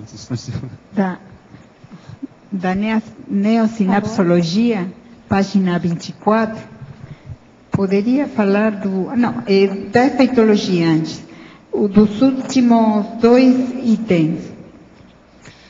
Os efeitos das sessões consciencioterápicas e os efeitos das preceptorias parapsíquicas? Isso. O que você gostaria de saber? E a sua experiência? Olha, para muita gente que vem com vários conflitos aqui, eu sei que a consciencioterapia ajuda um monte, né? Tanto que tenta todo mundo, desde que surgiu a ideia de consciencioterapia, a turma está fazendo aí, né? E é uma coisa que, se você está em conflito, né?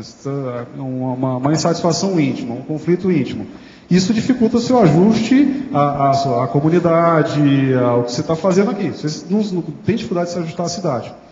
E a partir do momento que você começa a investigar mais a fundo isso, né, a partir de um trabalho do consciencioterápico, eu acho que ajuda nesse processo de se encontrar, né? Por isso que eu falo muito de PROEX aqui, de projeto, de planejamento, né? Então a pessoa está um pouco às vezes perdida, né? Outra não está tão perdida, mas assim, está com algum conflito que ela precisa de ajuda. E da mesma maneira, as preceptorias parapsíquicas. A gente tem ouvido aí os relatos de algumas pessoas que já participaram também, né? Ela chega com uma demanda parapsíquica lá, fala, eu queria melhorar minha clarividência, por exemplo, né? E vai se trabalhar um traço dela, né, que dificulta aquele processo dela. Então, a pessoa que diz que não sente energia nenhuma, é super casca grossa. E até onde eu tenho conhecimento, né, as preceptorias têm auxiliado essas pessoas. Então ela se sente mais integrada. Fala, caramba, então esse negócio de energia funciona, existe mesmo, porque até então para mim era só teoria. Então, para mim é muito claro essa condição de que essas sessões, tanto de consciencioterapia e das preceptorias parapsíquicas, ajudam a pessoa nesse processo de ajustamento. Com ela própria, inclusive. Começa a partir dela. Além dos conflitos, eu pensava a respeito de poder delinear um megafoco, né? Exatamente, porque você tem lá um isso traço. faz parte da adaptação. Exatamente, né? Porque você vem para cá pensando na tua programação de vida. Você não sabe de todas as nuances, por isso que tem lá o balanço, a gente está periodicamente trabalhando. Então isso também é uma coisa que ajuda no processo de adaptação. Fala, caramba, eu descobri que eu estou na cidade errada, acho que aqui eu vou ajudar mais. Então eu acho que são vários fatores que contribuem com o processo de adaptação. Jader, independente de conflito, a consciencioterapia não tem só esse fim. A consciência, pelo contrário, eu acho que você deve procurar consciencioterapia quando você está muito bem, porque você tem outro parecer. É a questão de ter um parecer diferente daqueles que você está habituado num ambiente que tem um amparo específico para aquilo. Então, somar o bem-estar, é a soma de bens, não é economia de males, entende? Então, não é para procurar porque está com conflito, porque está com problema, que existe esse estigma. E tanto existe em cima do AVA, que é a nossa avaliação e apoio, né, a voluntários, como existe em cima da consciencioterapia. Se a pessoa está na consciencioterapia porque ela está em crise, ela está com problema, mas a apoio está ótima e ela vai para ficar muito melhor. Então é preciso começar a mudar esse ponto de vista, que tem gente que não passa nem na porta por causa disso, né?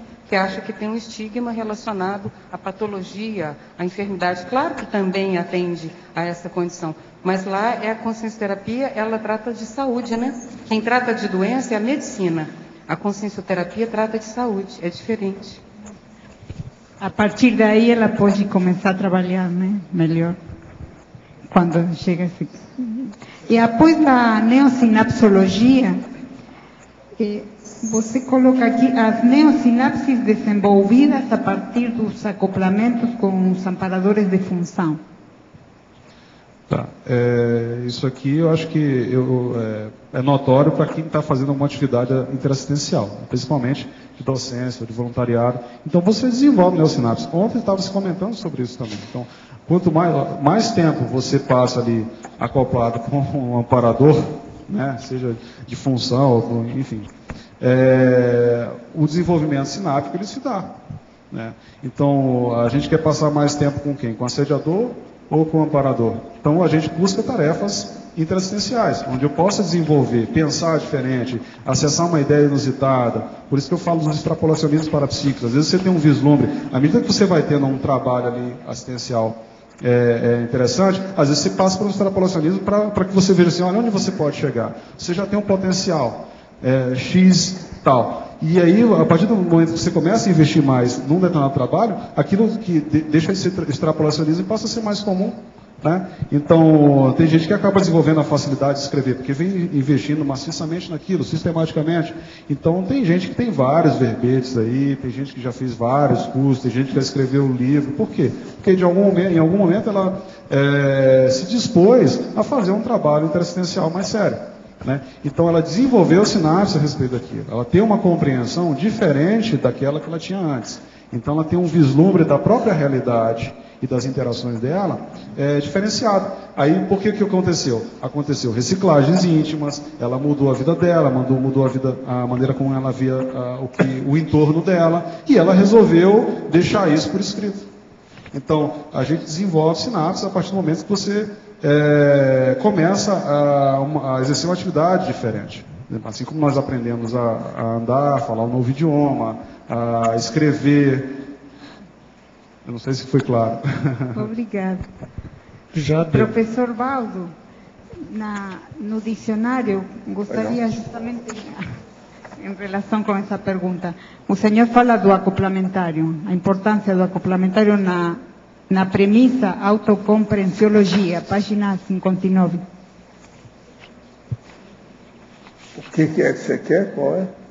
Do acoplamentário, a importância do acoplamentário como um local, sim, o primeiro neste planeta. Né?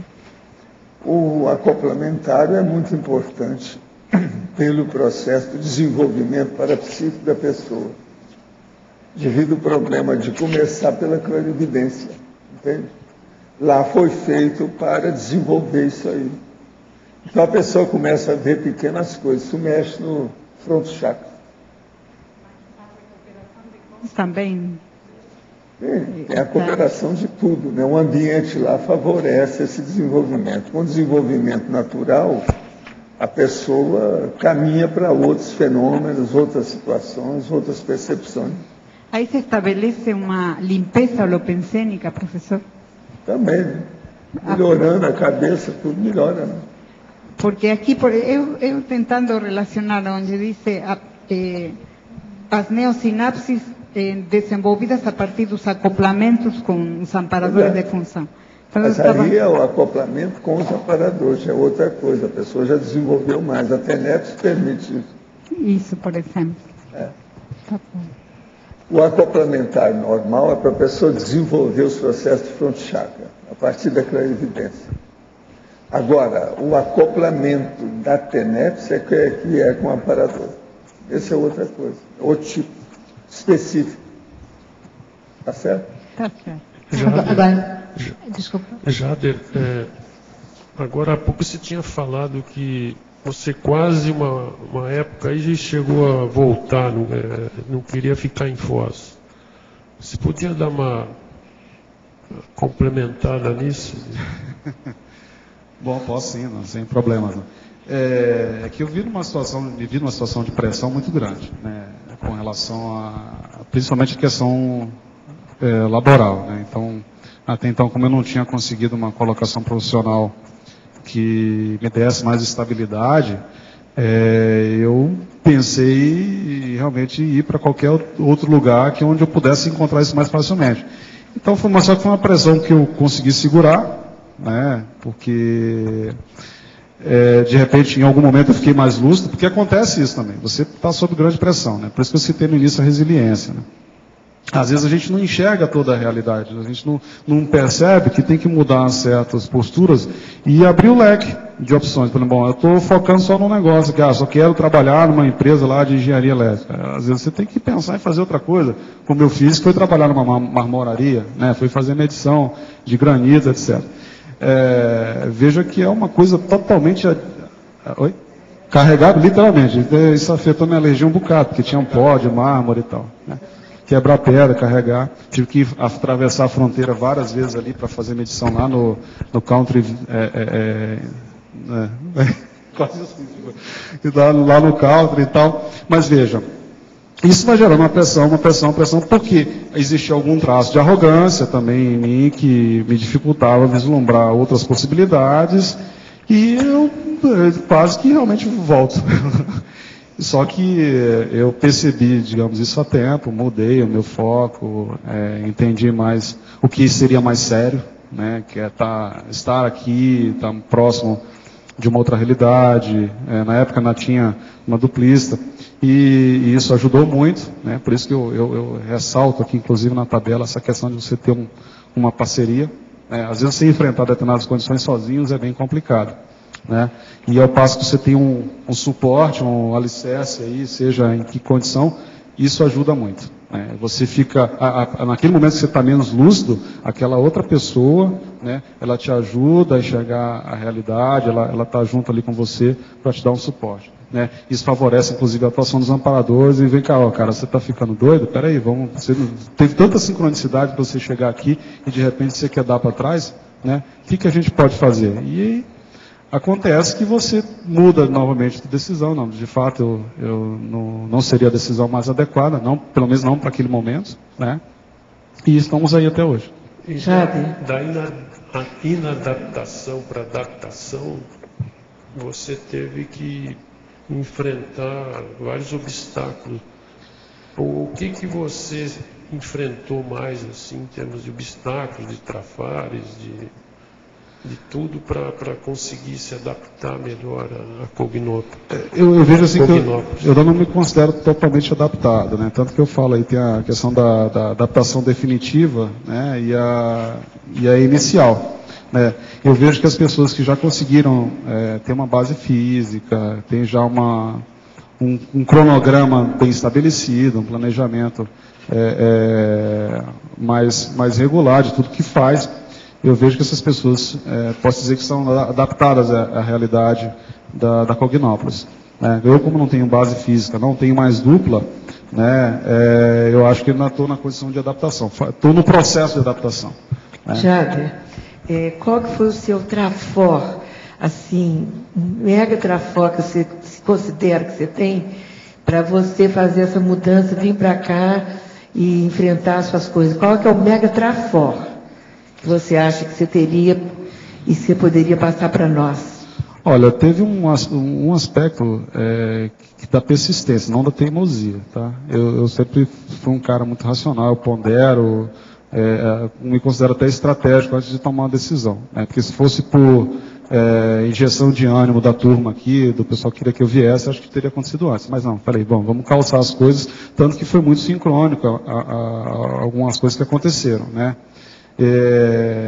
Até mesmo do ponto de vista parapsíquico. Eu sabia que, por exemplo, em abril de 2007, eu sabia que ia ser desligado, que eu não ia ter que pedir demissão, e o fato de ter sido desligado da empresa que eu trabalhava ia me dar um caixa ali provisório, isso através de site, internet e tudo, né?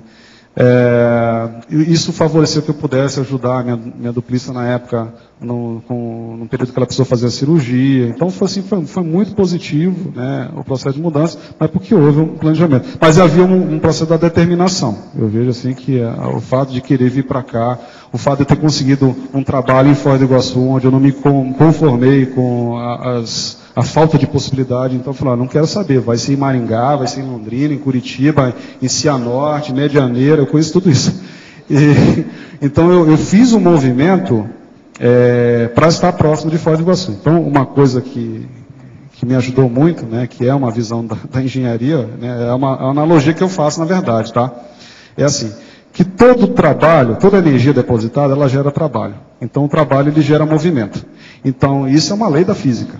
Se você faz algum esforço para tirar essa caneta desse ponto, para levar para outro, não vai aparecer na câmera, mas faz de conta que vocês estão vendo aí, levar para outro, em algum momento aquilo vai sair do lugar. Por isso que tem aquele ditado lá, água mole em pedra dura, tanto bate até que for. Mas agora assim, o que eu quero, é uma analogia boba, mas assim, o que eu quero dizer é o seguinte, aquilo que você deposita energia, que você tem vontade, uma intenção bem definida, onde há uma auto-organização para isso, né, que aí os aspectos dos megapoderes da consciência. Se você tem isso mais ou menos ajustado, é claro que você vai conseguir aquilo que você quer. Então, o resultado é justamente hoje, né? É esse que eu tenho hoje. Por exemplo. Então, eu arrumei um trabalho que me ajuda, né, em muitos aspectos, né? Não voltei para Manaus, me mantive aqui, mas eu fiz um movimento bem grande de procurar uma condição profissional mais adequada, para estar mais próximo daqui. Então, assim, o foco era muito claro. Não, tinha que estar em Foz do Iguaçu. Preciso de um trabalho. Onde vai ser, como vai ser, vamos procurar, vamos buscar, vamos fazer o movimento. A questão toda é essa. Não dá para se acomodar, né? Eu não sei se consegui ajudar. Eu acho que a determinação poderia ser um ponto. Se abordasse, desculpe, João, um outro fator, que é o seguinte. Às vezes as pessoas pensam em ir embora, em alguns casos, no sentido da enfermidade, ou seja ela eventual, uma condição temporária ou até mais definitiva. Você não quer incomodar as pessoas num nível de... Você às vezes está num nível de limitação pessoal muito grande. E não quer ficar incomodando sistematicamente as pessoas. Quem tem uma rede de amizades grande, consegue fazer isso com uma certa articulação, com uma estratégia boa e não pesa para ninguém. Quem não tem, fica extremamente incomodado com o fato e muitas vezes retorna para sua casa, para sua família, para sua cidade de origem, em função disso. Então, você falou aqui no seu verbete das redes sociais. Nós estamos pensando nas redes parasociais. Aquelas que podem oferecer à pessoa suporte nesses momentos. Eu tive esse suporte ano passado inteiro, mas eu sei que muitas pessoas não têm. E é uma condição séria, a pessoa fica ali numa dependência física das mínimas coisas, pagar uma conta, fazer qualquer movimento na cidade, fazer compras, ela precisa para tudo. Não tem nada a ver com idade. É uma circunstância da vida, às vezes não é com você, mas é com o seu familiar direto. E você tem que continuar trabalhando e o familiar está em casa limitado. Se isso não for sanado, não for organizado de uma maneira que deixe as pessoas à vontade para solicitar no momento que elas precisam, isso também acaba acontecendo sim. Porque a pessoa, quando ela veio para cá muitas vezes, ela deixou a família e muitas vezes a família nem estava de acordo com a ausência da pessoa. E às vezes até hoje não está até inconformada. Então não fica muito bem a pessoa, na hora que ela está doente, ela retorna para a família, se a escolha de vir para cá foi dela. Então fica um paradoxo, uma coisa muito complicada de resolver. Essa questão das redes parasociais é muito séria, ela precisa de ser posta em prática para que a gente possa aumentar esse nível de adaptação cognopolita. Isso está em andamento. Então é bom a gente verificar isso e já as pessoas saberem que existe uma saída, existe uma solução para isso, para qualquer tipo de necessidade. Às vezes é uma necessidade jurídica de um papel, uma liberação, uma coisa que a pessoa precisa, um documento, ou pode ser na ordem de cuidar de um pet, de um animal de estimação, ou levar as crianças na escola. Enfim, tem uma série de fatores aqui que precisam ser atendidos por nós mesmos, porque ninguém vai ficar esperando que a cidade crie isso, nós é que temos que criar e dar o exemplo, e fazer o modelo, e oferecer para a sociedade depois. Testa internamente e depois oferece para todos, que não seja só para nós. Como você vê isso? Agora, sabe, interessante você falar isso, Malu, que uma das coisas que me ajudou logo no início da mudança aqui, eu também já cheguei a ficar doente, estar sozinho e tive alguma ajuda. Mas assim, na vinda para cá, eu tive o suporte de algumas pessoas que eu nem esperava que tivesse. Inclusive, o trabalho que eu consegui foi por conta dessa pessoa, uma indicação dela, a pessoa lembrou de mim, enfim. Mas eu vejo assim que foi um resultado de uma assistência que eu fiz no passado para essa pessoa, no passado próximo, né? E essa condição que você colocou aqui de às vezes ter o suporte de alguém para uma série de coisas básicas, quando você mais precisa, eu acho que é um resultado, às vezes, da assistência que de repente você fez, do que você promoveu, e isso, às vezes, você nem pede, as pessoas te buscam, falam, vem cá, você está precisando de ajuda? Eu posso te ajudar? E quando você vê, você está recebendo um amparo, mas é uma retribuição, muitas vezes, de um trabalho que você fez. Eu acho que, independente da retribuição, se existe um grupo formado, oficial, trabalhando com esse objetivo, não vai pesar para ninguém, porque são situações eventuais, todos poderão ser atendidos, independente das relações próximas de amizade, independente de ser retribuição de favores já prestados. A pessoa se sentir à vontade de ligar e falar, eu preciso de mercado, eu preciso de farmácia, eu preciso que pague a conta, eu preciso que fique com meu filho. E se ela se sentir à vontade, que aquilo não vai ser ônus para ninguém. Porque existe um grupo trabalhando e oferecendo a sua disponibilidade extra para atendimento a essas questões. Eu vejo que isso aí seria uma condição interessante do ponto de vista de acolhimento, que ainda é um pouco deficiente em Foz do Iguaçu, né? A gente ouve as pessoas às vezes se queixarem disso, né?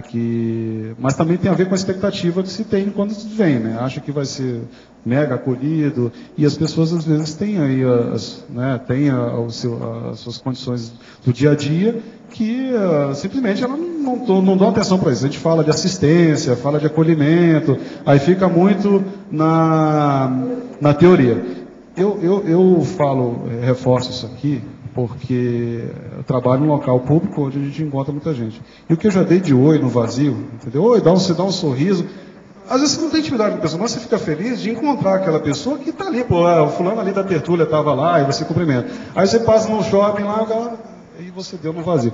Que dirá em condições que você precisa de estar doente, que você precisa para o cara te pagar uma conta ou para cuidar do seu carro. Você me deu um oi desse, além do mais, pegou as compras que eu tinha feito de sacola e foi levar comigo até onde eu ia. Então, naqueles dias eu estava justamente ainda em convalescença, em recuperação de uma série de coisas. Então, são esses tipos de prestimosidade que precisa ser estendido de outras formas. Então, eu vejo que elas são simples, eficazes, práticas, e se a gente tiver uma rede parasocial cadastrada, com o nome e disponibilidade das pessoas que são prestadoras desse tipo de serviço, onde quer que seja, em qualquer contexto, isso tudo vai ser muito útil, vai sanar essa, às vezes, ausência, frieza, necessidade que a pessoa tem. Eu acho que a gente poderia ter uma espécie de comitê de boas-vindas, mais ou menos, com o que os amparadores fazem com a gente quando a gente vai fazer TENEPS, né? Os caras dão todo o suporte lá, vem cá, vamos te dar um monte de trabalho, mas vamos também te dar um suporte para você realizar uma tarefa importante, que é de fazer assistência a quem precisa. Então, assim, se a gente tivesse isso mais formalizado, ou se já existe, ou por exemplo, alguém está pensando isso, consolidado, eu acho que vai ajudar muito, porque tem muita gente que precisa mesmo desse suporte quando vem para cá. É sobre isso que eu ia até te perguntar, porque aqui na página 24, na tecnologia, você fala no final a técnica de ser você mesmo, que é da parte de autenticidade, né? Sim. E eu me lembro que antes de eu vir para Foz, às vezes eu nem estava exatamente planejando vir para Foz, e eu vinha para cá como visitante e tinham amigos meus, pessoas do meu convívio, que quando vieram para cá começaram a me tratar diferente. E eu assim, não era nenhuma mágoa com a pessoa. O meu alerta foi assim, no dia que eu for... Diferente mal, mais frios, né? Exatamente. Então, o meu alerta era assim, eu tinha uma segurança íntima de que eu não seria inautêntico com as pessoas quando eu viesse para Foz. Mas eu também ficava com antena ligada para eu não me modificar na minha essência sem perceber, entendeu? Porque eu estou no outro utensílio, outra cidade, outra situação, muda tudo. Então, como é que você vê isso? A parte da autenticidade da pessoa é inadaptada, a pessoa que não está sendo autêntica, né? Tem uma condição que eu vejo assim, você tem que ser autêntico. A autenticidade ela te traz muitos benefícios, né? Mas também, às vezes, te promove situações como essa, né? Em que você acha que vai ter a mesma receptividade que você está dando para a pessoa e não tem, né? Ou uma coisa que eu, pelo menos, é uma característica minha, e o que eu vejo que acontece muito aqui é da carona. A pessoa te pede carona, eu pelo menos eu levo, não, mas não vai desviar muito da hora. Não, para mim, eu estou de carro. O que vai ser R$1 de combustível que eu vou gastar lá? 200 metros a mais, 500 metros a mais que eu vou desviar para te deixar. Cara, a turma só dá carona se for no Omo. Isso aqui acontece muito. Eu acho engraçado que as pessoas, não, mas olha, vai te dar trabalho. Mas o que me custa? Eu fazer isso lá em Manaus, com as pessoas que vão lá. Por isso tem muita gente que gosta de ir lá por conta disso. A Marlon pode falar, quem já foi itinerar lá, como é que a turma trata. Mas assim, a gente dá a carona que se dá lá é assim, te leva lá na porta do hotel, na porta de casa, te leva para comprar remédio. Então, e uma dessas situações foi que eu entendi por que a pessoa me tratou desse jeito. Ah, não, está aqui o carro, ó, te empresto, pode ajudar, porque até é surpresa, né? Então, às vezes a pessoa quis só dar carona, olha, puxa, desculpa, eu vou passar longe ali, vou fugir muito da minha rota. Não, beleza, obrigado, dou meu jeito. Mas assim, não antagonismo, mas até porque eu não precisei tanto. Né, para mim era mais fácil, eu até gostava de ir a pé, lá quando não tinha carro, vinha lá, andando até de bicicleta, eu já andei lá de cima do Consalto até aqui o CAEC, para às vezes assistir uma tertúlia, enfim. Então, eu vejo assim, que o fato de você manter essa autenticidade, ela ajuda muito. Porque em algum momento, isso vai te trazer algum benefício do ponto de vista de acolhimento, vamos dizer assim, né? Eu acho que a gente não deve mudar essa característica. Porque tem um pouco de enquadramento, né? A pessoa bota na cabeça, ó, vou para Foz, as pessoas lá são assim, aí vou lá, vou me enquadrar assim, dessa maneira, que eu vou me adaptar, eu tenho que ser meio enquadrado assim, e a pessoa perde a autenticidade, perde a essência dela de se manifestar. Eu vejo isso até no aspecto profissional, por isso que eu falei da questão, às vezes, do posicionamento cosmoético, você, diante de determinadas situações, entendeu? Você compreende o modus operandi, você se ajusta àquela realidade, mas você não vai compactuar 100% com ela. Quem me pedir carona, eu vou continuar dando lá, até se possível. Né? A menos que eu tenha uma coisa urgente, eu falo, vou ficar até constrangido, olha, eu não posso, me desculpa, mas eu posso te deixar lá próximo. Mas eu vou continuar levando a pessoa até a porta da casa dela. Né? Só estou citando como exemplo. Tá? Olha aqui para você. A escolha de profissão muito específica e pouco generalista pode afetar a adaptação cognopolita? Pode. Por isso que lá em fatologia eu também falo de qualificação profissional. Né? E também falo de abertismo, a gente está de portas abertas a todas as possibilidades, inclusive as profissionais. Eu, por exemplo, sou engenheiro eletricista, mas trabalho como administrador. Fiz, por exemplo, uma pós em gestão de pessoas. Às vezes até perguntam assim, mas você é engenheiro eletricista, fez gestão de pessoas? Justamente porque isso me abriu um leque maior em termos profissionais. É bom que você conhece todas as pessoas elétricas. São as devotas, as bravas, ansiosas. No encontro de estudos e debates sobre assuntos espiritualistas, levei a projeciologia para apresentar o grupo espírita e sugeri-me estudarmos o tema Veículos de Manifestação da Consciência. Alguns foram cautelosos, dizendo que esses estudos eram perigosos. Expliquei que a Conscienciologia fala em autopesquisa e em autoesforço. Explanei sob a maturidade do ponto de vista da Conscienciologia. Percebi também certa repulsa em relação ao senhor devido ao seu passado no Espiritismo. Sugeri discutir ideias e não pessoas. Se continuar com o estudo só do Evangelho, sairei do grupo. Observei também que alguns precisam de um estudo sobre moral, independente da metodologia a ser empregada.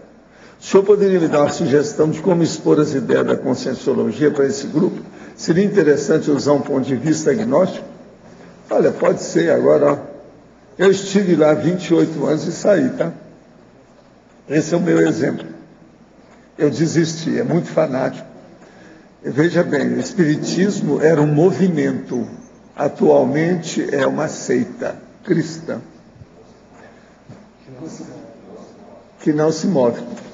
Segunda discussão que Loche trouxe sobre a participação na tertúlia, vivo bem longe fisicamente da Cognox, mas ouço as tertúlias todos os dias, quando faço download online, o que é mais difícil devido ao fuso horário. Ela está na Austrália. Percebo que o estudo dos verbetes e ouvir as tertúlias me dá oportunidade de upgrade quanto aos diferentes enfoques da Conscienciologia. Além disso, sinto fortemente a conexão multidimensional com a família evolutiva, o que fortalece o holopensene onde vivo. Quando visito Foz, percebo a mesma situação, mas de maneira ainda mais ostensiva. Você estudou sobre o papel da participação nas tertúlias na sustentação da adaptação na Cognópolis de Foz. Ela não está perguntando mais nada, só falou isso. Você estudou aqui, né? A tertúlia ajudou um pouco, mas foi muito mais que isso, né? Teve mais uma questão de movimento mesmo, de querer, de entender algumas nuances da PROEX e tomar a decisão de mudança, né? Às vezes, não necessariamente a PROEX, a pessoa está aqui, está em outro lugar. Se ela estiver fazendo um trabalho assistencial, já é de muita ajuda. Mas, no meu caso específico, eu percebi que aqui tem alguns facilitadores e catalisadores da condição da programação existencial, da evolução individual e grupal. Somos de Piracicaba, São Paulo. Porém, não sabemos se o local exerce alguma influência na vida das pessoas. E se exercer, qual região, na sua opinião, poderia ser mais propícia? Alguns amigos pensam, inclusive, em conhecer a Cognópolis em Foz do Iguaçu. Ocorre que nem todos podem efetuar mudança de local devido a seus compromissos. Pensamos na região de Minas Gerais, porém gostaríamos de ouvir vossa opinião. O problema todo é o seguinte: a melhor coisa que você faz é arranjar um local que você se dá bem, que tem afinidade, quer dizer, um holopensene que você se dá bem, uma atmosfera adequada para o seu trabalho. Não interessa onde, interessa se você se adaptou, tem afinidade e empatia com o local para poder trabalhar a sua programação existencial. O mais é secundário. Tem muito lugar muito bom e tem muito lugar que não presta. Saiba escolher para onde você vai. Trabalha por aí. Cada um procura o que pode. Eu escolhi Foz do Iguaçu para terminar os meus dias nesse corpo. Estudei muito. Estive em todo lado do Brasil e fora do Brasil. Recusei propostas daquelas imperdíveis para poder ficar no Brasil. Muita gente do exterior queria que eu fosse para lá. Eu não quis nada, vim para cá. Não me arrependo, estou muito satisfeito aqui. Cada um faz o que bem entende. Então a gente tem que estudar muito para ficar bem satisfeito, porque senão não dá certo. Esse é o caminho. Professor Waldo, no verbete do dicionário, o senhor menciona um acoplamentário como também um local e uma oportunidade de desassédio e a interassistencialidade. Sim. Inclusive, o senhor menciona a presença de mais de 20 consciências amparadoras e tudo mais. Eu queria que o senhor se pudesse aprofundar um pouco mais, nos dizer que tipo de posturas nós que fazemos o acoplamentário podemos ter para favorecer esse ambiente mais desassediador externamente. O acoplamentário foi feito tudo como um curso mais sério do que todos os outros quando ele foi feito. Por quê? Foi feita até uma construção especial para ele. Tudo isso de caso pensado. Outra coisa, as técnicas que se usam lá dentro, tudo foi de caso pensado. 63 lugares com todo mundo, a tripulação e os passageiros. Tudo estudado. Então ali vem outra coisa também, o banheiro e o processo do banheiro. Como é que as pessoas se dão com o banheiro? O problema da visão de conjunto lá dentro. Tudo foi estudado. Então o processo agora é a pessoa tirar partido disso, do ponto de vista parapsíquico, das energias, problema do estado vibracional, as energias. Agora, quem trabalha lá tem muito mais chance do que aqueles que apenas vão para ser estudante. Né? Então, essa postura de trabalho, que o senhor coloca assim, tem vezes que tem mais de 20 consciências amparadoras e é possível trazer as consciências mais assediadoras para serem assistidas. Porque a pessoa, quando ela começa a se inscrever para o curso, eles começam a trabalhar com ela. Agora, ali também tem uma coisa muito séria, é o processo do EPICOM com o coadjutor, aquele que ajuda junto na hora. Ali é que aparecem mais os fenômenos e tem mais ectoplasmia. Uma das coisas mais sérias que tem lá no acoplamentário, mas não é todo mundo que chega a isso, é quando a pessoa vê que tem umas mãos extrafísicas que funcionam, né? Aquilo é impressionante. Isso tudo acontece. Então o problema é tirar partido, proveito da condição do acoplamentário. Tem muita coisa importante para isso. Vale a pena pensar. O que a pessoa pode fazer? Agora, aqui eu estou chamando a atenção justamente para isso. É o conjunto de assistência dentro do complementário faz lembrar a grande orquestra sinfônica. Nessas reuniões não vi dia nenhum que houvesse apenas um amparador extrafísico trabalhando. Tem vezes com 20 concierges assistenciais. E aí dá para trazer assediadores bem alterados para ser atendido, porque o campo é nosso. Tudo está favorável. Agora, veja, a maioria das pessoas não percebe isso, porque estão, às vezes, encapsulados, estão dentro de alguma condição. Às vezes, o encapsulamento não é de quem está lá estudando, não. É da consciência que vem. Entendi. Mas tem fatores que o senhor observou já que facilita esse número maior de consciências amparadoras? O que facilita mais é a pessoa se abrir, fazer o abertismo consciencial para o parapsiquismo. Ela aí desenvolve mais depressa. Agora, o complementário é fora de série. Agora, eu já encontrei com muita gente aí que viu e desenvolveu muita coisa parapsíquica no complementário. É muita gente que vem e fala para mim os resultados. E outra coisa, tem muita gente que já fez o complementário várias vezes, como participante, como aluno. Isso é importante pensar. Vale a pena. Agora, Jada, nós esperamos então mais uns 200 verbetes seus, com toda a sua experiência, seu trabalho e a sua, vamos dizer, sinceridade para expor os assuntos. Ok, obrigado. Mais alguma coisa aí? Como diria a nossa Tânia, sabe? Parabéns pelo seu verbete. Esperamos mais uns 200. Obrigado. Os nossos comerciais, por favor. Obrigado. Hoje tivemos 62 assinaturas no livro de presença, 22 perguntas presenciais, 16 perguntas online e 32 votos presenciais. Os recados de hoje são da Milena sobre identificação das diretrizes da PROEX, Cristina Aracac sobre teáticas do CPC, a Kátia e a Márcia sobre o curso acoplamentário, e a Priscila sobre o curso Teoria e Prática da Inversão Existencial. Agora com vocês, o Fernando sobre o programa Amigos. Olá, boa tarde a todos. Hoje o programa Amigos da Enciclopédia conta com 435 amigos que fazem adesão e 455 assinaturas ou cotas, né, de adesões. E também 9 empresas patrocinadoras.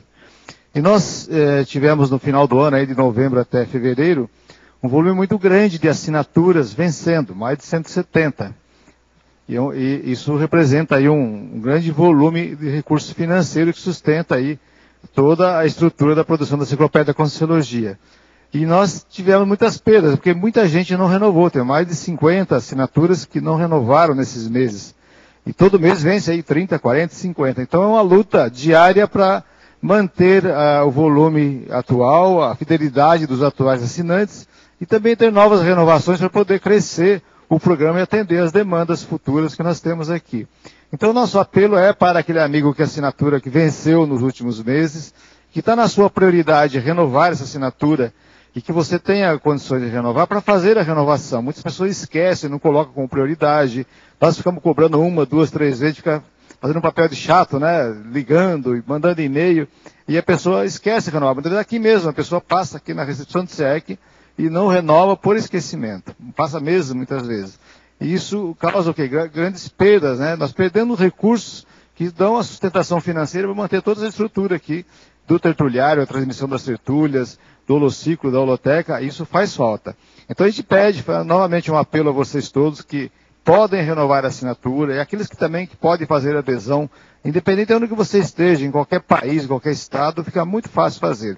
É só ligar na recepção do SEAEC, atende de domingo a domingo, das 8 às 18 horas, o telefone é o 45 DDD 35 25 26 52. Com cartão de crédito você faz rapidamente, em poucos minutos, com muita facilidade aí, essa renovação, e nós damos todo o suporte depois. Também pode fazer pelo site dos amigos, que é www.enciclopediaconscienciologia.org, ou também pessoalmente na recepção do SEAEC. E nós estamos à disposição para apoiar o que for necessário. Então nós agradecemos a sua compreensão, sua boa vontade e também a sua ter interesse em renovar, que é muito importante para a sustentação financeira da produção da enciclopédia. Nós agradecemos a todos. Obrigado. Boa tarde a todos. Nós gostaríamos de convidá-los, principalmente os cognopolitas aqui de Foz do Iguaçu, para a próxima turma do curso Identificação das Diretrizes da Proexis, que ocorrerá nos dias 24 e 25 de março. O local será no discernimento. Esse curso, ele visa, né, os objetivos é descobrir, né, o papel individual dentro da Maxi Proexis. Então, a nossa pergunta é, vocês já identificaram a sua especialidade interassistencial? Então, o curso, ele trata justamente, ajuda a pessoa a definir a sua singularidade na Proexis. Essa turma é uma turma especial, o custo, o preço, né, o valor do curso o valor preço de custo para os moradores aqui de Foz do Iguaçu. Então, estão todos convidados. Obrigada. Boa tarde. Estamos aqui para convidar os interessados em assistência parapsíquica para o próximo acoplamentário que acontece nesse final de semana. A temática do curso é o Para-Direito. E hoje nós estamos aqui com a professora Márcia Ram e vamos perguntar para ela, quem deve estudar o Para-Direito? Só os advogados? Não, não. O Para-Direito, ele é para todas as pessoas interessadas na pacificação íntima. Ele tem relação direta com a teática da cosmoética, pois o Para-Direito, ele significa mega fraternidade.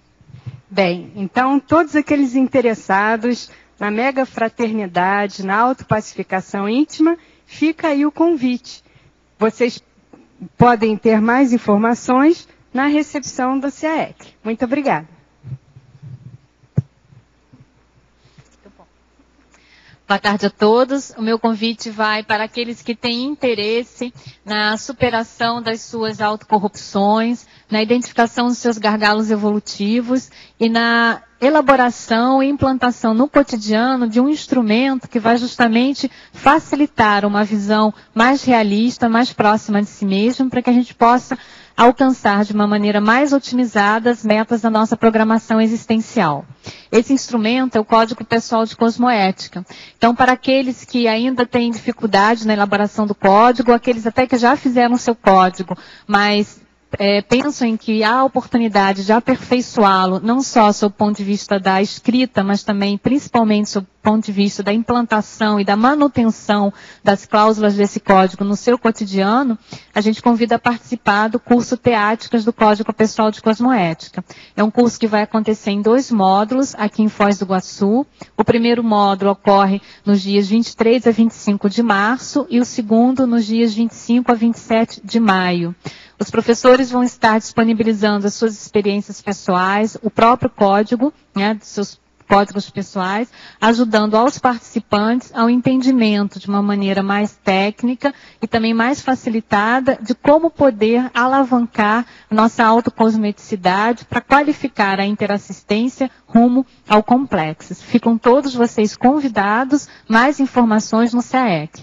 Nós temos apenas 20 vagas, e boa parte dessas vagas já foram preenchidas, sobram poucas. Então, se vocês têm interesse, antecipem-se e contatem a recepção do CAEC para as inscrições. Obrigada.